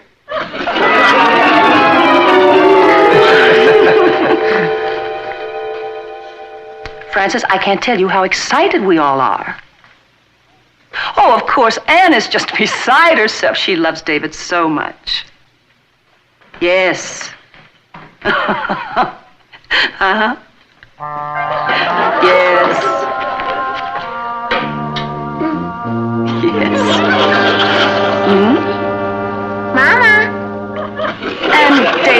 simply adores her. Oh, I'm going to help her pick out the wedding gown. Well, if we can get ready in time, we'll have the wedding next week. You know, I have just a million things to do. We're going to have the wedding right here at the house, and I do want it to be beautiful. Oh, about 100 people. Yes, I know she seems like such a child, but she isn't really. I know. He made up his mind last night, right after he had a talk with Patty.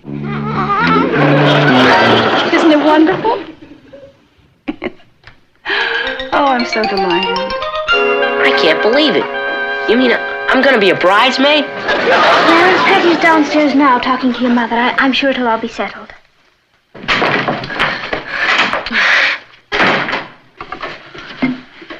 Did you talk to your mother? Yeah, it's all set. The wedding is next week in my former home. She wants it to be beautiful, about 100 people. Oh, Patty. Kathy told me the news, sis. I'm gonna miss you. I want you to come and live with me. Do you mean that? Of course I mean it. Gee, thanks, sis. You too, Kathy. Oh, and what about your husband? Oh, I forgot all about him. What time is it? Oh, it must be about 5 o'clock. Do you realize we haven't heard a word from David since he was here yesterday? Maybe he's forgotten about me. Oh, I wouldn't count on that if I were you. Yeah, I guess you're right. Oh, maybe he had to leave town or something. Patty, David's downstairs. He wants to see you. Oh, boy. I'm so happy. I can't tell you how much this means to me. Does it really, Mom? Oh, I've dreamed of this for a long time. Mom, I hardly know David. I've only met him once in my whole life. He's a wonderful man. You'll get to love him. Mom, I'm too young to get married. I should think so. We're moving the wedding from Wednesday to Friday. That'll give us 2 extra days. Oh, there's a million things to do. I've got to arrange the minister, call the caterer, call the rental place. I don't know how we're going to get ready in time. My own mother, selling me down the river.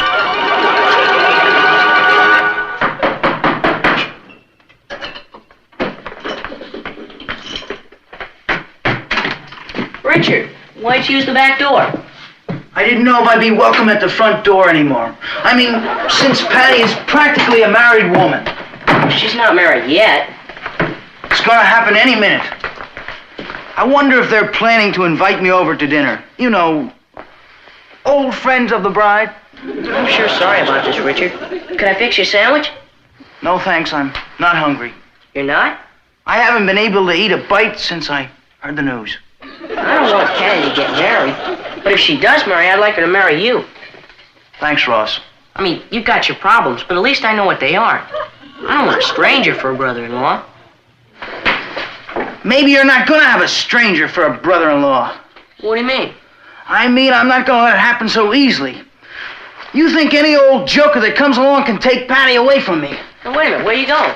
To see Patty, through the front door.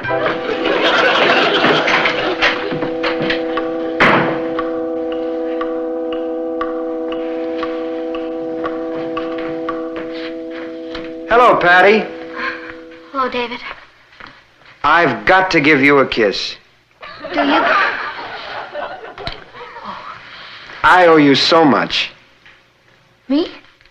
Well, yes. Before I spoke to you last night, I didn't have any idea how much I wanted to get married. But now that I've made up my mind, I feel like a new man. You mean you still want to go through with it? I can't wait. The sooner, the better. David, I think there's something you should know. What's that? I can't cook or sew. I have a terrible disposition and I have 2 cavities, an upper and a lower. See? Well, when we get back from the honeymoon, we'll just have to get you to a dentist. You mean that doesn't change your feelings about me? Of course not, Patty. Nothing could ever do that. Why do I have to be so irresistible? Anybody home? In here, Richard. Hi, Patty. Hi, Richard. I'd like you to meet David Stone. Richard Harrison. David? You're David? You've heard about me? Boy, that's the only topic of conversation around here. Well, I'm pleased to meet you. I'll bet you are. You're turning me into a laughing stock. I don't understand. No? Well, it just happens you're planning to marry my girl. Your girl? That's right, and I don't intend to give her up. What's he talking about? It's true. I didn't want to hurt you, David, but that's the way it is. You mean you knew about it too? Well, of course. Everybody knows it. Everybody but me. How long have you known her? A lot longer than you have. Richard Harrison. She never even mentioned you to me. You've been too busy sweeping her off her feet. It all happened so fast. And you're in love with her. That's right. Well, how does she feel about you? Tell him. Same way, I'm afraid. I can't believe this. You're just a kid. I'm not as young as I look. Anyway, Patty and I aren't ready to get married next week. But we will be, someday. Patty and you? That's right. That's why I can't marry you. You can't marry me. No. Oh, I hate these eternal triangles. But it wouldn't be fair to any of us. I know how hurt you must be. But I just can't go through with it.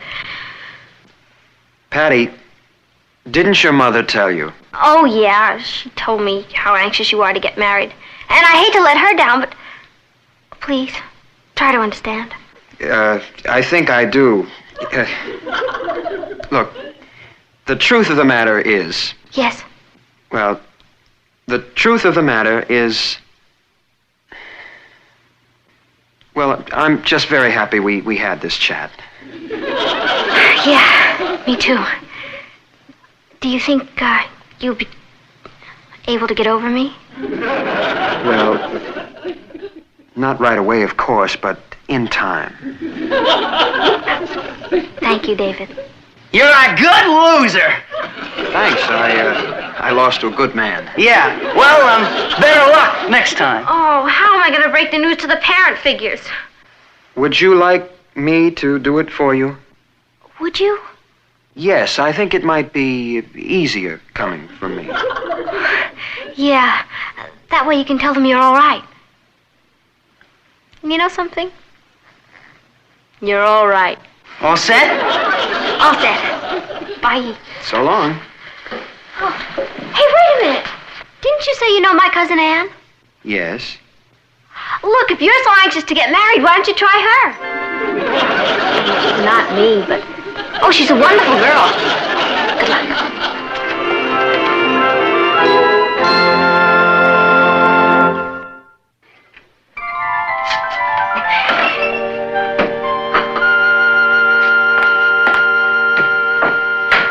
Isn't it incredible how great everything turned out? I told David about Anne Monday, and he's marrying her Friday. When I play Cupid, I don't kid around. Maybe you should be a professional matchmaker. Yeah, I'd be great. You know, I really thought I was going to be in big trouble this week, but I got out of it. She didn't. She didn't. I'm afraid she did. Patty must have taken it for granted that we were all speaking of her wedding. Oh, why didn't she come to us and discuss it? Well, perhaps she felt she couldn't. But why? Because she can't stand screaming. When Anne and I get back from our honeymoon, we'd like very much to have a talk with you about Patty. We think perhaps she may be happier living with us. Living with you? Well, Anne and I have discussed how unhappy Patty is living here at home, and we've decided that... Patty unhappy at home? Where'd you ever get that impression? It's not an impression. She told me. Well, I mean, she wasn't complaining. She merely said that she'd never leave you, but Patty's a very sensitive girl, and she just can't stand watching you two fight constantly. Watching us fight? Yelling and screaming at one another. Patty said that? That's right. Well, for your information, there is no yelling around this house. Patty! Patty, come in here! Well, now, wait a minute. I didn't mean to start another family row. I just thought that if there was something wrong, perhaps we could help the situation. Don't worry. We're going to do something about it. Patty! Yes, Pa, would you call me? Yeah, I have a bit of news for you, young lady. Oh, yeah? What's that? You're in trouble again. I know. Now, about our yelling at you, where do you get off telling people to things like that? She just told me, and I figured that maybe there was some...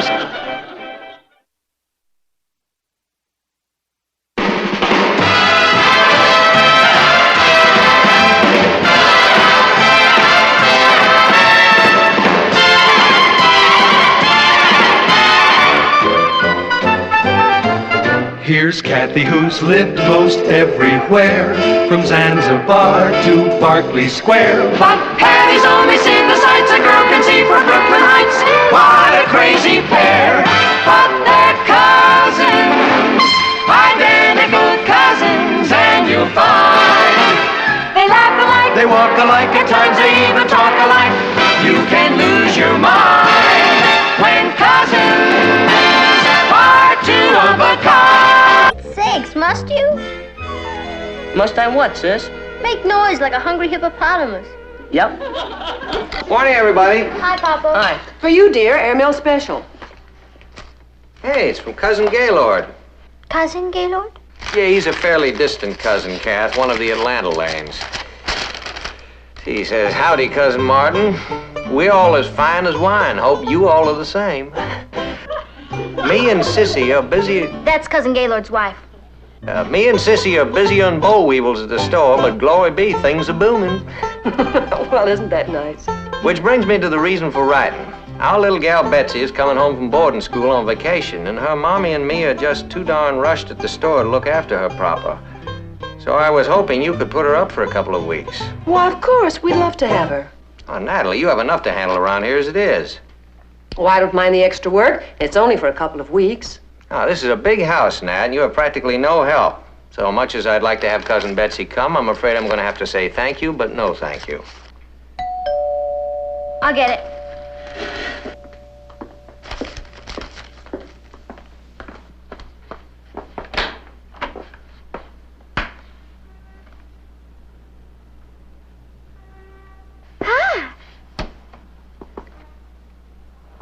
Oh. May I help you? You must be Cousin Patty. Cousin Patty? Uh-huh. I'm Daddy Gaylord's little gal, Betsy.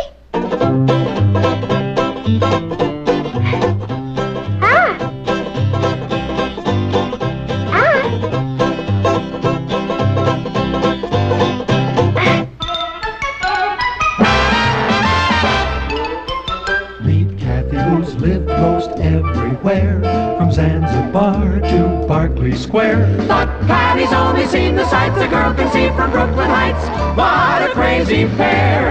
But they're cousins, identical cousins all the way. One pair of matching bookends, different as night and day. Where Kathy adores a minuet, the ballet russe, and crepe Suzette. Our Patty loves to rock and roll, a hot dog makes her lose control. What a wild duet! Still they're cousins, identical cousins, and you find they laugh alike, they walk alike, at times they even talk alike. You can lose your mind when cousins are two of a kind.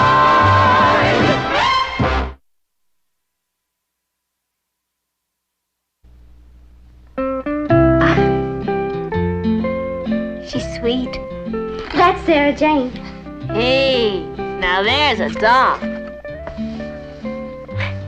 His name's Grady Tyler. Oh, so you steady? No, just a boy I date. Wow. That's Carson Culpepper. I date him, too. And that's another boy you date. Uh-huh. They all are. Come on now, Betsy. You're not going to tell us you go out with the whole football team. Of course not, Cousin Patty.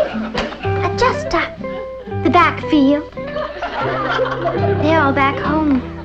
I don't know any boys here. Betsy, tell you what. Tomorrow we'll go down to the shake shop so you can meet some of the fellas.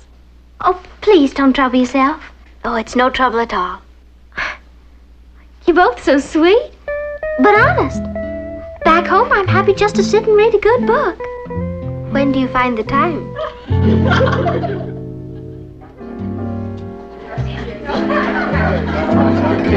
Oh, yeah! You see, Betsy, they do notice you. My, Nolan boys sure are friendly.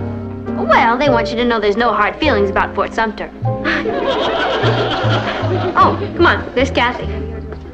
Excuse me. Hi. Beg your pardon. Excuse me. Hi, Kathy. We're here. We saved a place for you. George, say hello to Betsy Lane, our cousin from Atlanta. Betsy, this is George Tutwiler, a friend of mine. Pleased to meet you. How do you do? Thank you. Did you say Tutwiler? That's right. Are you by any chance a kinfolk of Thomas Jefferson Tutwiler, the famous Confederate general? Gee, I don't know. My folks are mostly in the stationery business. I'll just bet you are. Down home, there's this big statue of General Tutwiler in the park, waving his saber and leading his troops into battle. You look just like him. No kidding. Uh-huh. What'll it be? That depends on how Kathy's fixed for funds. No, this is my treat. Well, thank you kindly, Mr. Tutwiler. Call me George. George. I'll have a chocolate sundae with sprinkles. What about you, Betsy? Oh, I'll just have a little root beer. 1 root beer. Oh, make it a small one here. When I meet somebody fascinating, I just get too excited to eat. No kidding. I hope we're not interrupting anything, Kathy. No. George was just going over a poem he's reading to the literary club. A poem? Really? I just adore poetry. No kidding. Uh-huh. George was reading some of Shakespeare's verse. Oh, I'd love to hear it, Mr. Tutwiler. Call me General. I mean George. George.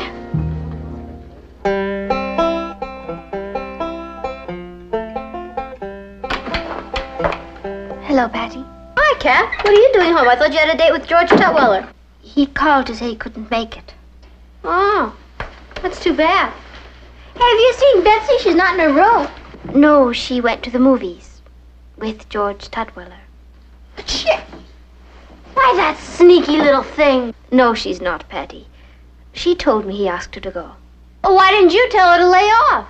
Well, how could I after she'd accepted? She'd have been terribly embarrassed. Yeah, I suppose so. Well, goodbye, Charlie, to him, I say. Yes. He was very nice, though. Oh, forget it, Kath. If a guy is that fickle, I say P.H.I. P.H.I.? Pack him in. You're taking my loss very well. I'm sorry, Kath. Hi, yo. Well, hi, Betsy. How come you're home so early? Because Mr. George Tutwiler is a total disaster. What happened? Our wagon train was attacked. You what? George took me to a cowboy movie. I've never been so bored in all my living days. I'm sorry it was such a dull evening. Oh, it wasn't all bad. At the popcorn stand, this real cute boy came up and introduced himself. Oh? What was his name? Robert. Or was it William? Darn, I can't recall. Oh, well, chin up. It'll come back to you. And if it doesn't, he will. Yes, I do believe I'll be hearing from him. Oh, let's hope so. We wouldn't want you to get the impression that all northern boys are as pokey as old George. You know something? I'll just bet he was fibbing when he claimed to be kinfolk of General Thomas Jefferson Tutwiler.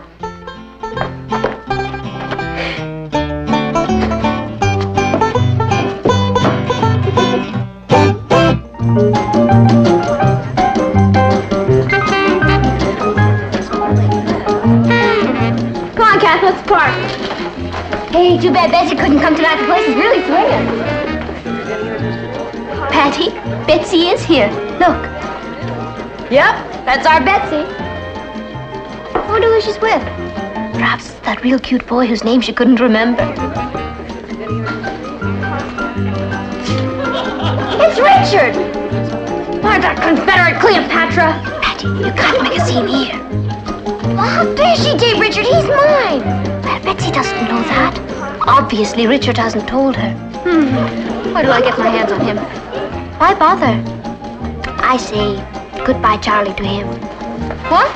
Well, if a man is that fickle, forget him. I say P.H.I. cute boy I met took me to the pictures. Turns out his name's Richard Harrison. You don't say. Then maybe you'd like to have this for your collection. Why, it's Richard. Patty, you're the living end. Love, Richard. Oh, Patty, I had no idea. No. I'm sure Richard was too busy to bring it up. What a wicked boy. I could sink right through the floor. Forget it. You can't help being irresistible. We'll make like it never happened. Patty, you're such a wonderful person. Yeah. I hope we don't run out of boys before you leave. Richard was right about one thing. You are the living end. Good night, Betsy.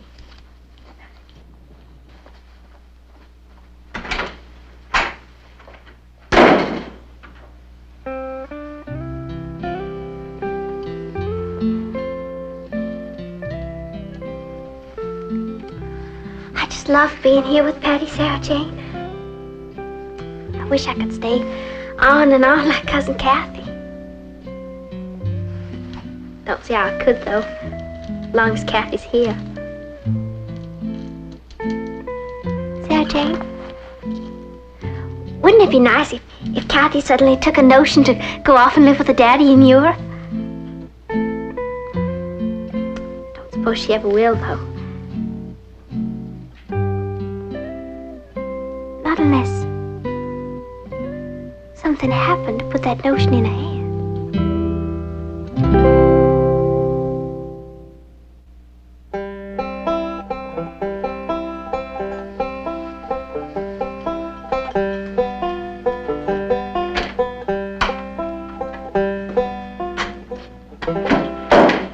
Cousin Kathy, could you help me take up the hem of this dress?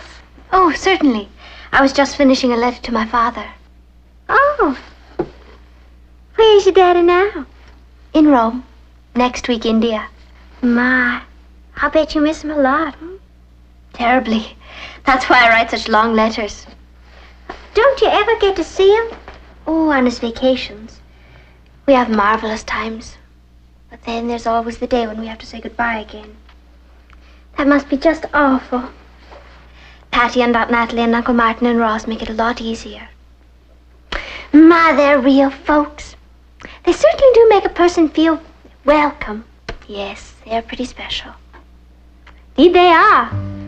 I mean, no matter how long you live here, Cousin Kathy, I'll bet they'll never let you feel you're in the way. In the way? Oh, but you're not. You're family. Oh, and you and Patty get on so well. Yes, we do. My, that's wonderful. You know, I recall once when my mama invited her sister to come and live with us. After a while, Mama couldn't wait for Andy to get up and go. Her own sister. Well, perhaps Patty and I are lucky that we're only first cousins. Shall we have a look at that dress? Yeah.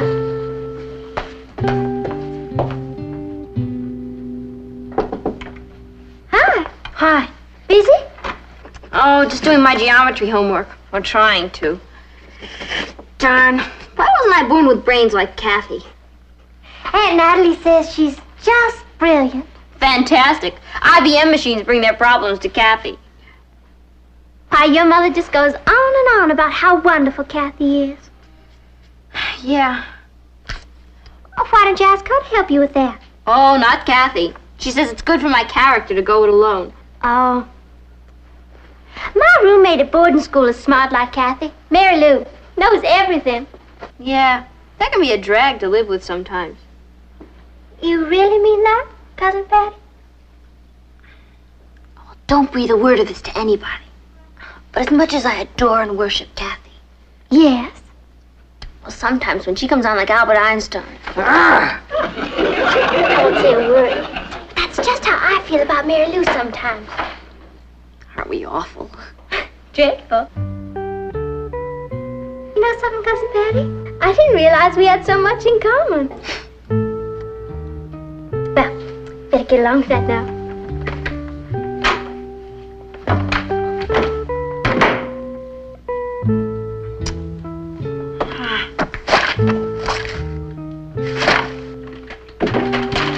Hello, Patty. Hi, Kath. What's the square root of 17? Figure it out. Thanks a lot. I haven't got time. Oh? What's your hurry? I'm taking Betsy to that dance at the Y tonight. You want to come with us? No, thank you. I think I'll stay in and wash my hair. Well, as long as you're staying in, would you copy out the last few equations for me? I will if you insist. But I really think you ought to do it yourself, Patty. Excuse me. I forgot what a high-minded character I live with. What? Well, it's not as if I asked you to help me cheat on an exam or something. Patty, what's gotten into you? Nothing. It's just I hate this assignment so. All right. I'll finish it for you. No, I'll do it. Well, why don't you come with us, Kath? The place will be bulging with boys. Indeed. All baying after you and Betsy. Kathy, you can have any boy you want. You just don't try. You have to pour on a little flattery. I know. But when I do, I sound like such a ninny. Oh. Is that how I sound to you? Like a ninny? I didn't mean that. Well, you practically said so. I didn't. But you do think so. All right. If you want the truth, I suppose there are times when you do. Kathy! Oh, don't be upset. I'm sure there are times when you find me a long-haired drag. I never said that. Let's face it, Patty, we're really very different people. Yeah, but we get along great. Don't you ever get tired of having me around all the time? Intruding? Intruding? Kathy, whatever put such an idea in your head? I don't know. Perhaps it was something that Betsy said the other day. What did she say? That I was lucky to be living with a family that never made me feel I was in the way. In the way? You? You know, the other night, little old cousin Betsy somehow got me to admit that, well, that I get edgy when you're being brilliant at school. And I found myself telling her that I resented your being so popular with boys. Kathy, do you think our cousin is up to something? I don't know. Sure sounds like she's trying to make trouble between us. But why on earth should she? I can't imagine. Something spooky is going on around here. Patty, Betsy is a very sweet girl. Oh, bless her. Butter would melt in her pretty little mouth. Let's not be unkind. No. I'll just have a little old root beer. Or make it a small one. Here. When I meet somebody fascinating, Mr. Tutwiler, I just get too excited to eat. And then she went after Richard the chicken-minded. I'm gonna find out what she's up to. How? By out-sneaking her.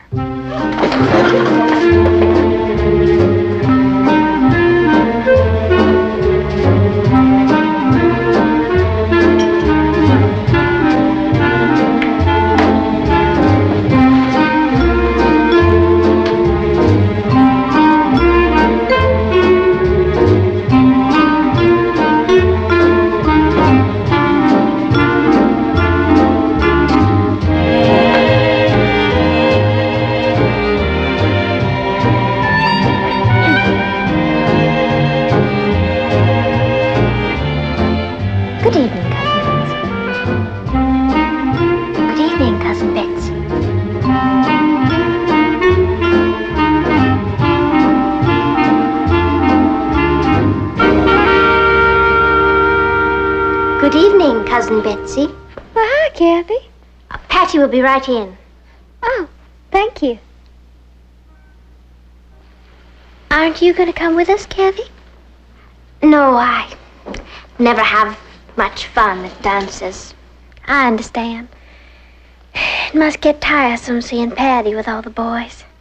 Oh, you think so? Yes, I'm afraid it does. It's a shame. I mean, you think Patty'd make a little more effort to see that you had a good time, too. I'm sure she tries. Sometimes. I doubt it. Cousin Kathy, has it ever occurred to you that maybe Patty enjoys sashaying up with the boys while you sit off in the corner? Cousin Betsy. Oh, Betsy, here's that pin you wanted to borrow.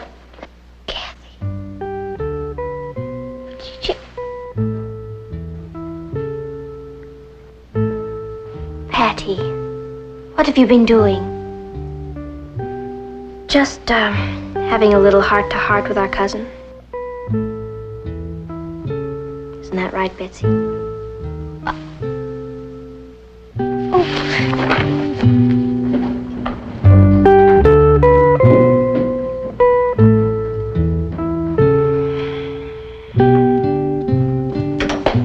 I agree with you, Patty. It was shameful of Betsy. Yeah, but why would she do such a thing?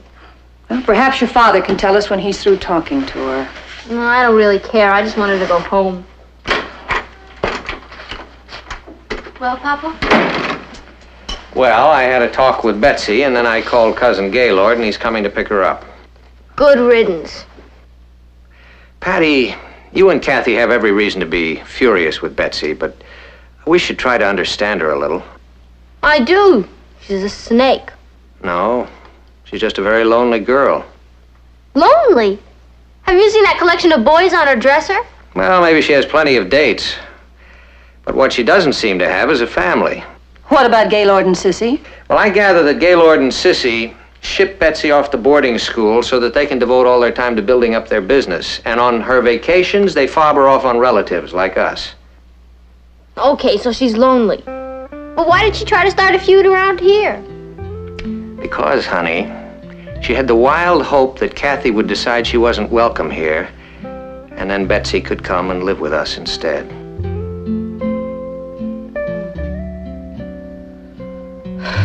Boy, she must have been desperate. She must feel terrible about this. Okay. I'll go tell Kathy we don't hate Betsy anymore. I think somebody ought to have a talk with Cousin Gaylord. Somebody did. That's why he'll be here on the next plane.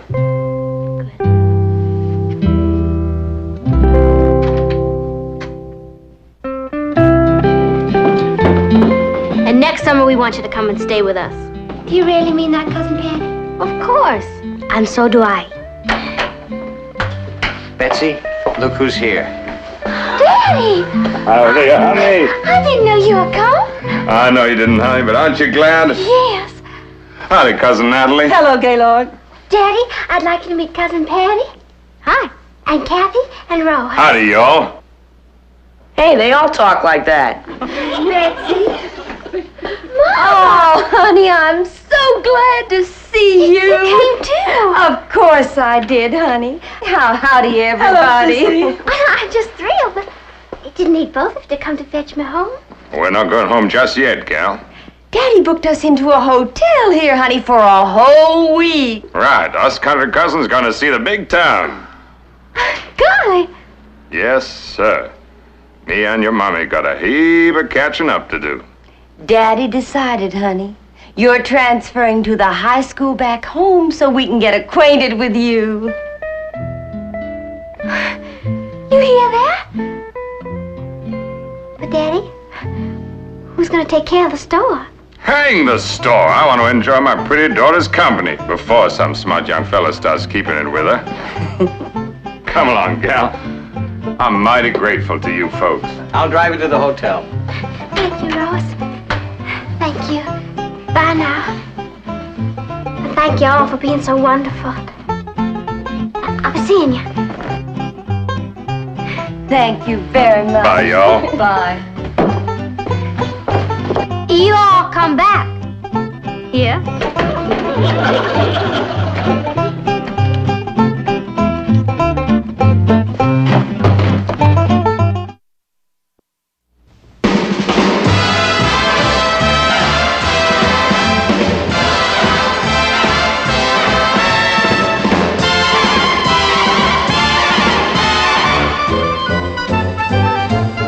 Here's Kathy, who's lived most everywhere, from Zanzibar to Berkeley Square. But Patty's only seen the sights a girl can see from Brooklyn Heights. What a crazy pair!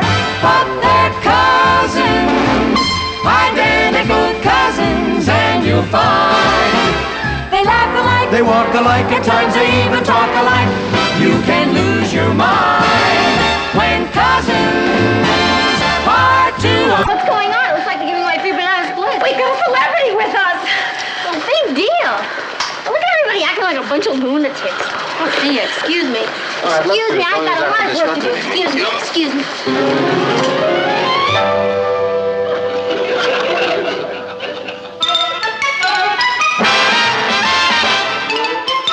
meet Kathy, who's lived most everywhere, from Zanzibar to Berkeley Square. But Patty's only seen the sights a girl can see from Brooklyn Heights. What a crazy pair! But they're cousins, identical cousins all the way. One pair of matching bookends, different as night and day. Where Kathy adores a minuet, the ballet russe, and crepe Suzette. Our Patty loves to rock and roll, a hot dog makes her lose control. What a wild duet! Still they're cousins, identical cousins, and you find they laugh alike, They walk alike, at times they even talk alike. You can lose your mind when cousins are two of a kind.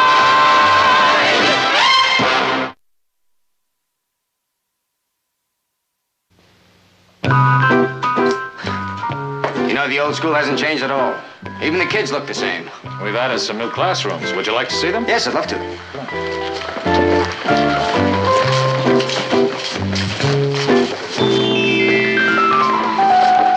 Patty, I thought you had a math class. Who wants to go to a math class when she can look at Sal Mineo? Richard, did you see him? I saw him. Oh, did you ever see anything so dreamy? I wonder what he's doing here anyway. He used to go to school here. You're kidding.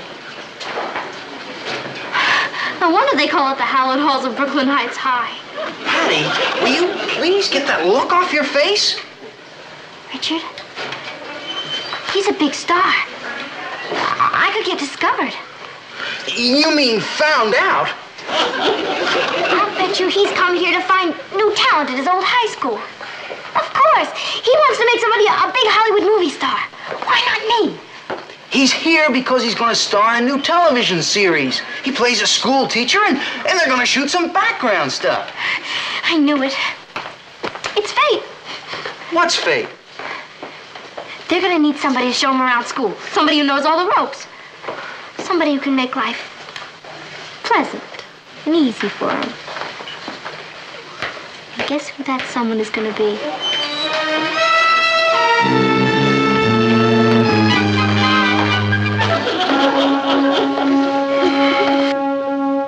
Sal, this is Kathy Lane, Sal Mineo. Hello, Kathy. I'm happy to meet you. How do you do, Mr. Mineo? I've enjoyed your pictures and plays. Well, thank you. I've heard a lot about you from Mr. Layton. I thought it'd be a good idea if I assigned someone to show Mr. Mineo around the school. Would you like to take on the job, Kathy? Yes, I'd love to. And I promise I won't be a nuisance. I'll bet there are thousands of girls who'd like to be in your shoes, Kathy. I can think of one.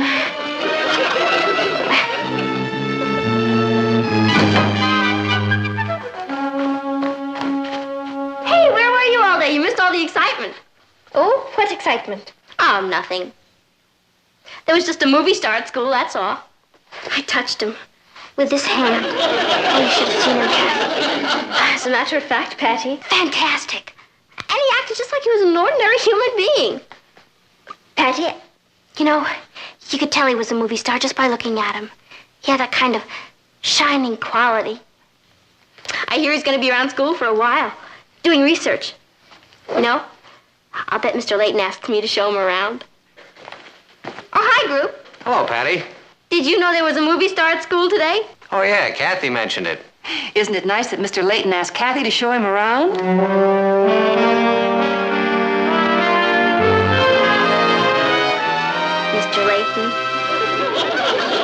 you to show Sal Mineo around? I tried to tell you, Patty. I think it's just great. I wish you and Sal every happiness. What was that all about? I think Patty was hoping they'd ask her to show him around. Perhaps I could talk to Mr. Layton. I think we better let well enough alone, Kath. I'll go talk to Patty. I've got that old here we go again feeling. I don't think there's anything to worry about. I hope you're right. Patty's never been exposed to a star before. She might just go right into orbit.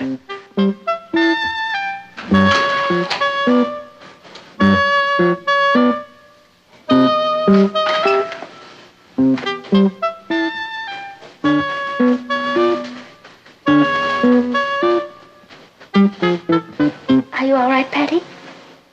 Sure. My ego's a little bruised, but I'll get over it. I didn't ask Mr. Layton to select me. Yeah, I know, Kath. I'm not blaming you. I think it's great. I really do. I mean, a big celebrity comes to Brooklyn Heights High, they need somebody to show them around. So who do they ask?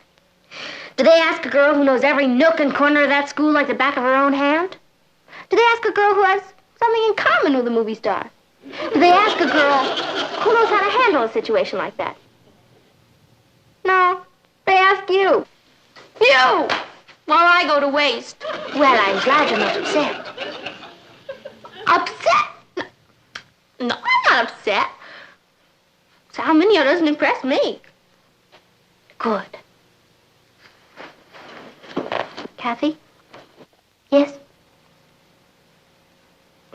Would you do me a favor? If I can? Would you get me his autograph?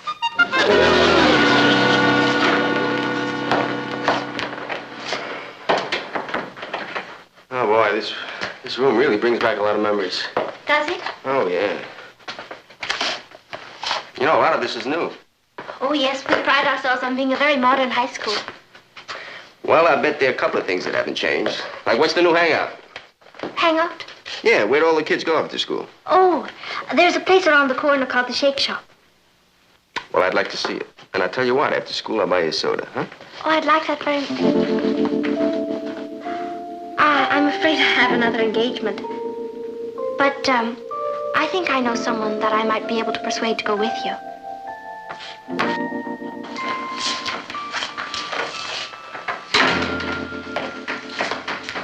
Patty, Yeah?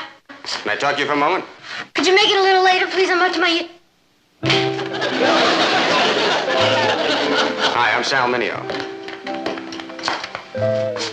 Yeah, I know. Your cousin Kathy suggested that you might take me to the Shake Shop a little later. My cousin Kathy suggested that? My darling cousin Kathy? The greatest girl who ever lived? Well, of course, if you're busy, I can... Busy? You mean this? Oh, this is just my hobby. My real career is, show business. Ah, I see. I knew you would. May I call you Mr. Mineo? Oh, no. You may call me Sal. Sal? Sal. Oh. My grandchildren will never believe this. Yeah, look, Patty, before you have your grandchildren, could we have that soda? A lot of people say that I have a natural talent. You should do some of my imitations. And I can play the tuba and I do great Hungarian accent. All at the same time? No. We're getting kind of carried away. No, look, it's great to be enthusiastic about it. It's wonderful. But in order to be a good actor, and I mean a really good actor, takes a lot of training and a lot of hard work. Yeah, but it's all worth it, though, isn't it? Oh, look, Patty, if I told you that I didn't enjoy all of it, I'd be a liar. Sure, it's wonderful. But the only problem is that sometimes it's very difficult to have any privacy, you know? Oh. Yeah, I bet it is. Although nobody's bothering you around here. Yeah, but you see, they don't expect me to be in a place like this. I mean, that's why nobody's recognized me. But if, like, one person recognizes me, then, it all sort of happens. Oh, really? Hi, Gloria. Oh, hi, Patty. I was, just saying to Sal here that, Sal,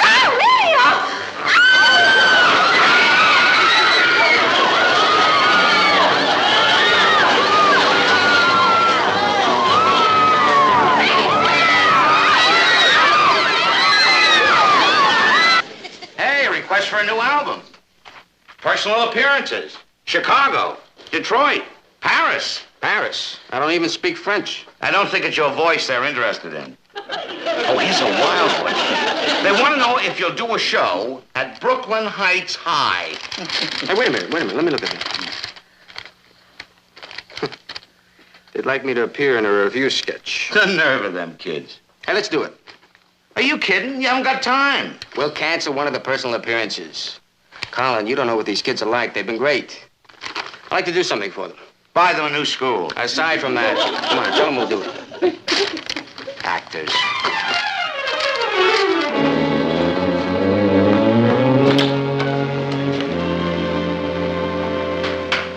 Hello, Patty. Oh, this is Colin Harvey, my manager. This is Patty Lane. Hello, Patty. Hello? May we come in? Oh, yeah, sure. Right there. Hello. It's, just Sal Mineo and his manager. My gosh, it really is Colin Harvey. Ross. Hello, Sal. Hi, Kathy. How are you? This is Kathy, my cousin Kathy, Colin Harvey, and my brother Ross, Sal Mineo.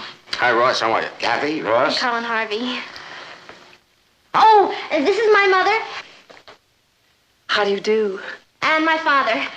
How do you do? And Sal Mineo. Nice to meet you. How are you? Nice to meet Hello. Say, do you know, you two look a lot alike.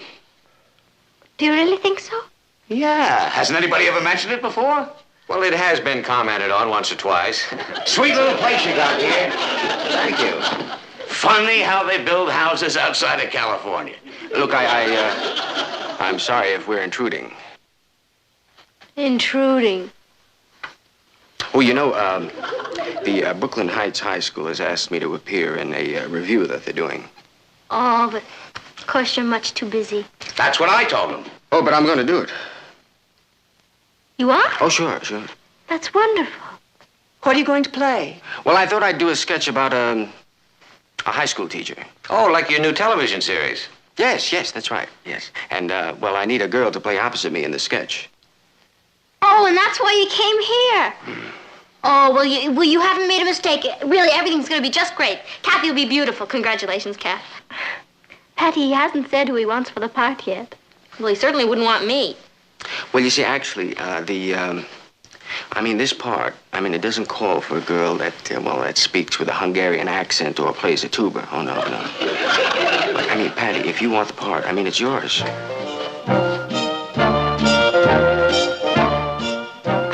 Did you hear that? I'm co-starring with Sal Mineo.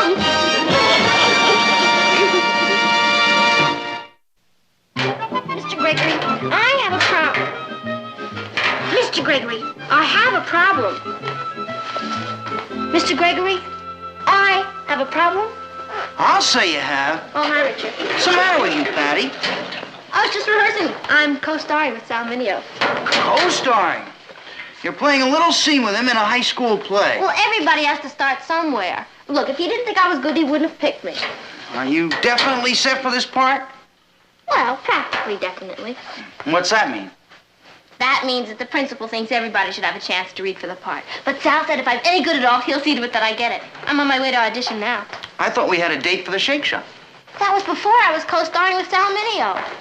Some other time, Richard.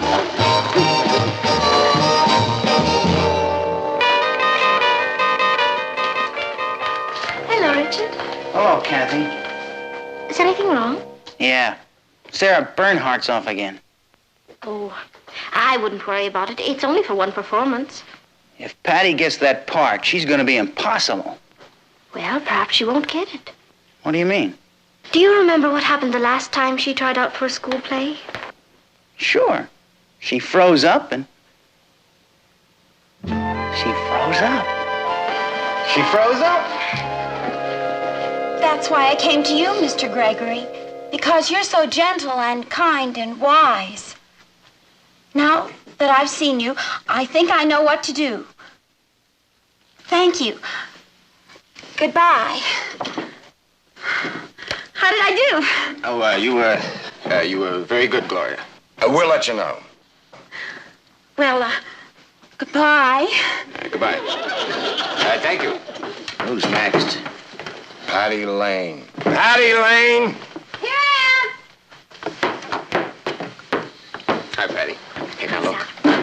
Look, I want you to be as relaxed as you possibly can, okay? Oh, yeah, I'm not nervous. I feel great. Are you sure? Yeah, I never felt better in my life. Let's try it.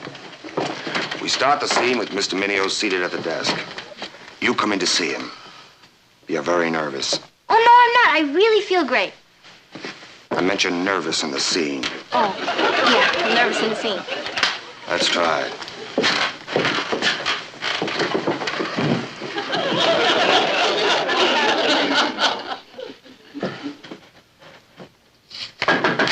Come in. Mr. Gregory? Hello, Susan. Sit down. Thank you. I'm sorry for intruding like this. It's perfectly all right. Now, what can I do for you? I'm afraid I have a problem. I've tried to figure it out, but it's too big for me. Oh? It concerns another teacher in this school. I don't know how to handle it. But now, who is this other teacher? Miss Morgan. Oh, your history teacher. Yes, sir. She's in love with my father. No. I saw them together last night. She knows that I know she loves him. And now I have to face her. What can I say? Well, that's a very difficult problem. I know. That's why I came to you, Mr. Gregory. Because you're warm and kind and understanding. And now that I've seen you, I think I know what to do. Thank you. Goodbye. How was I? You were marvelous. Excellent, young lady. Excellent. What did you say your name was? Patty Lane. I told you you'd be wonderful, didn't I? That was nothing. Wait till you see me opening night.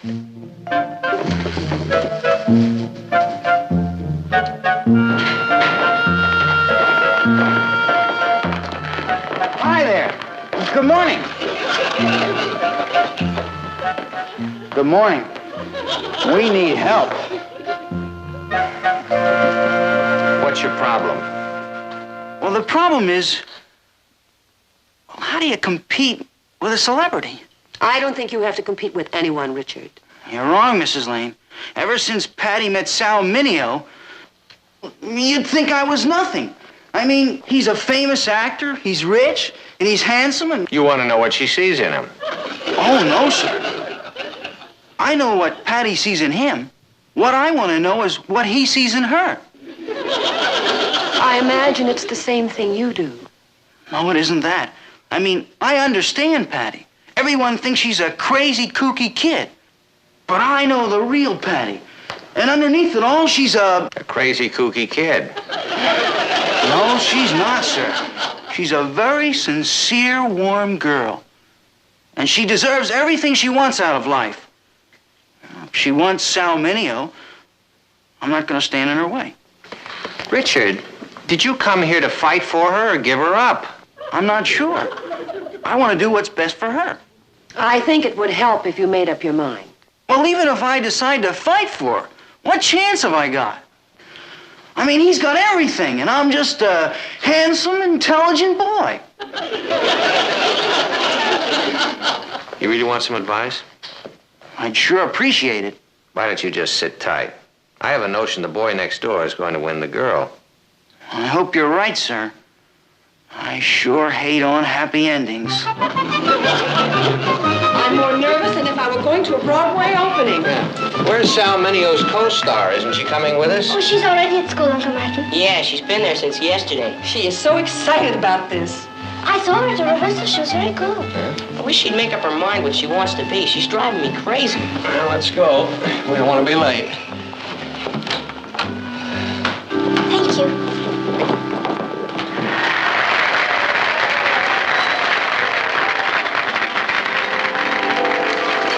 It's the next one. The high school teacher starring Sal Mineo and Patty Lane. She better be good. She's using my name.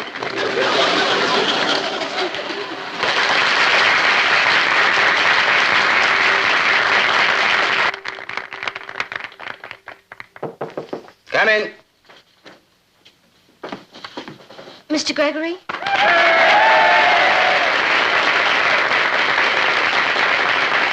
Hello, Susan. Sit down. Sit down.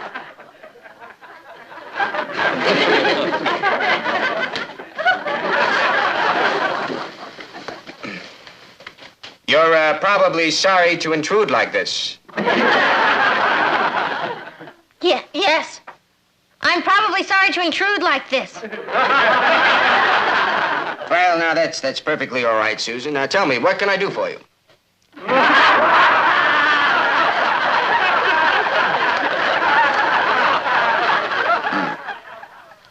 I suppose you have a problem and you've tried to work it out, but it's too big for you.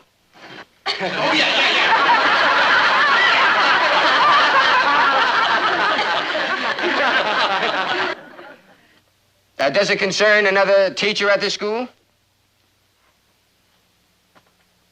Anything you say.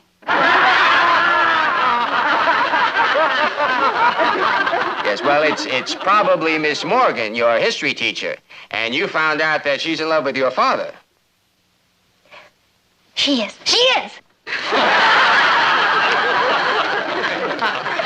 And so you've come to me because you don't know how to face her and because you don't know what to do about it. And it's a very, very big problem. And you've come to me because I'm gentle and kind and wise. And now that you have seen me, you know what you can do. Well, goodbye, Susan, and good luck. Goodbye, Susan. Goodbye, Susan.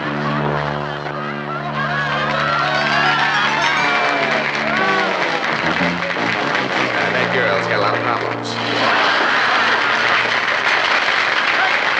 Well, she's done it again.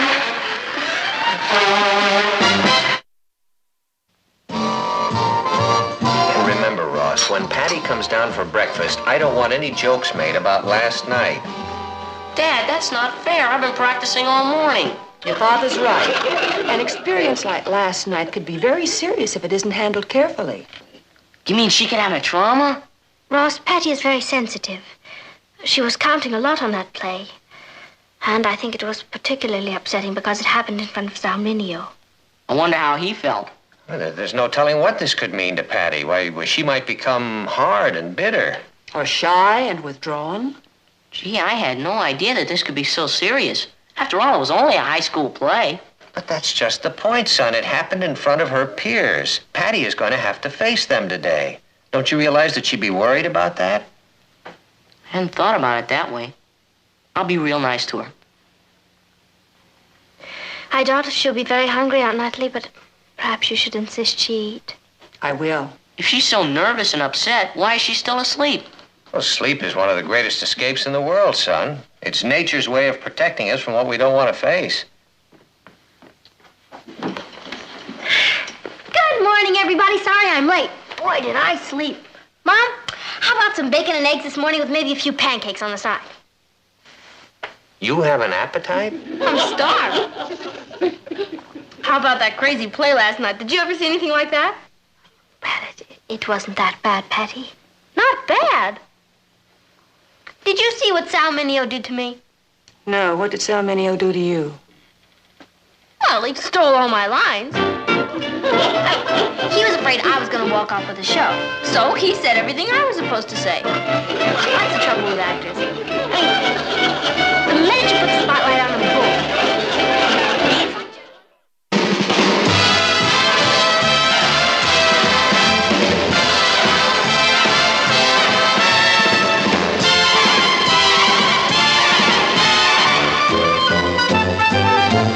Here's Kathy, who's lived most everywhere, from Zanzibar to Berkeley Square. But Patty's only seen the sights a girl can see from Brooklyn Heights. What a crazy pair. But they're cousins, identical cousins, and you'll find they laugh alike, They walk alike, at times they even talk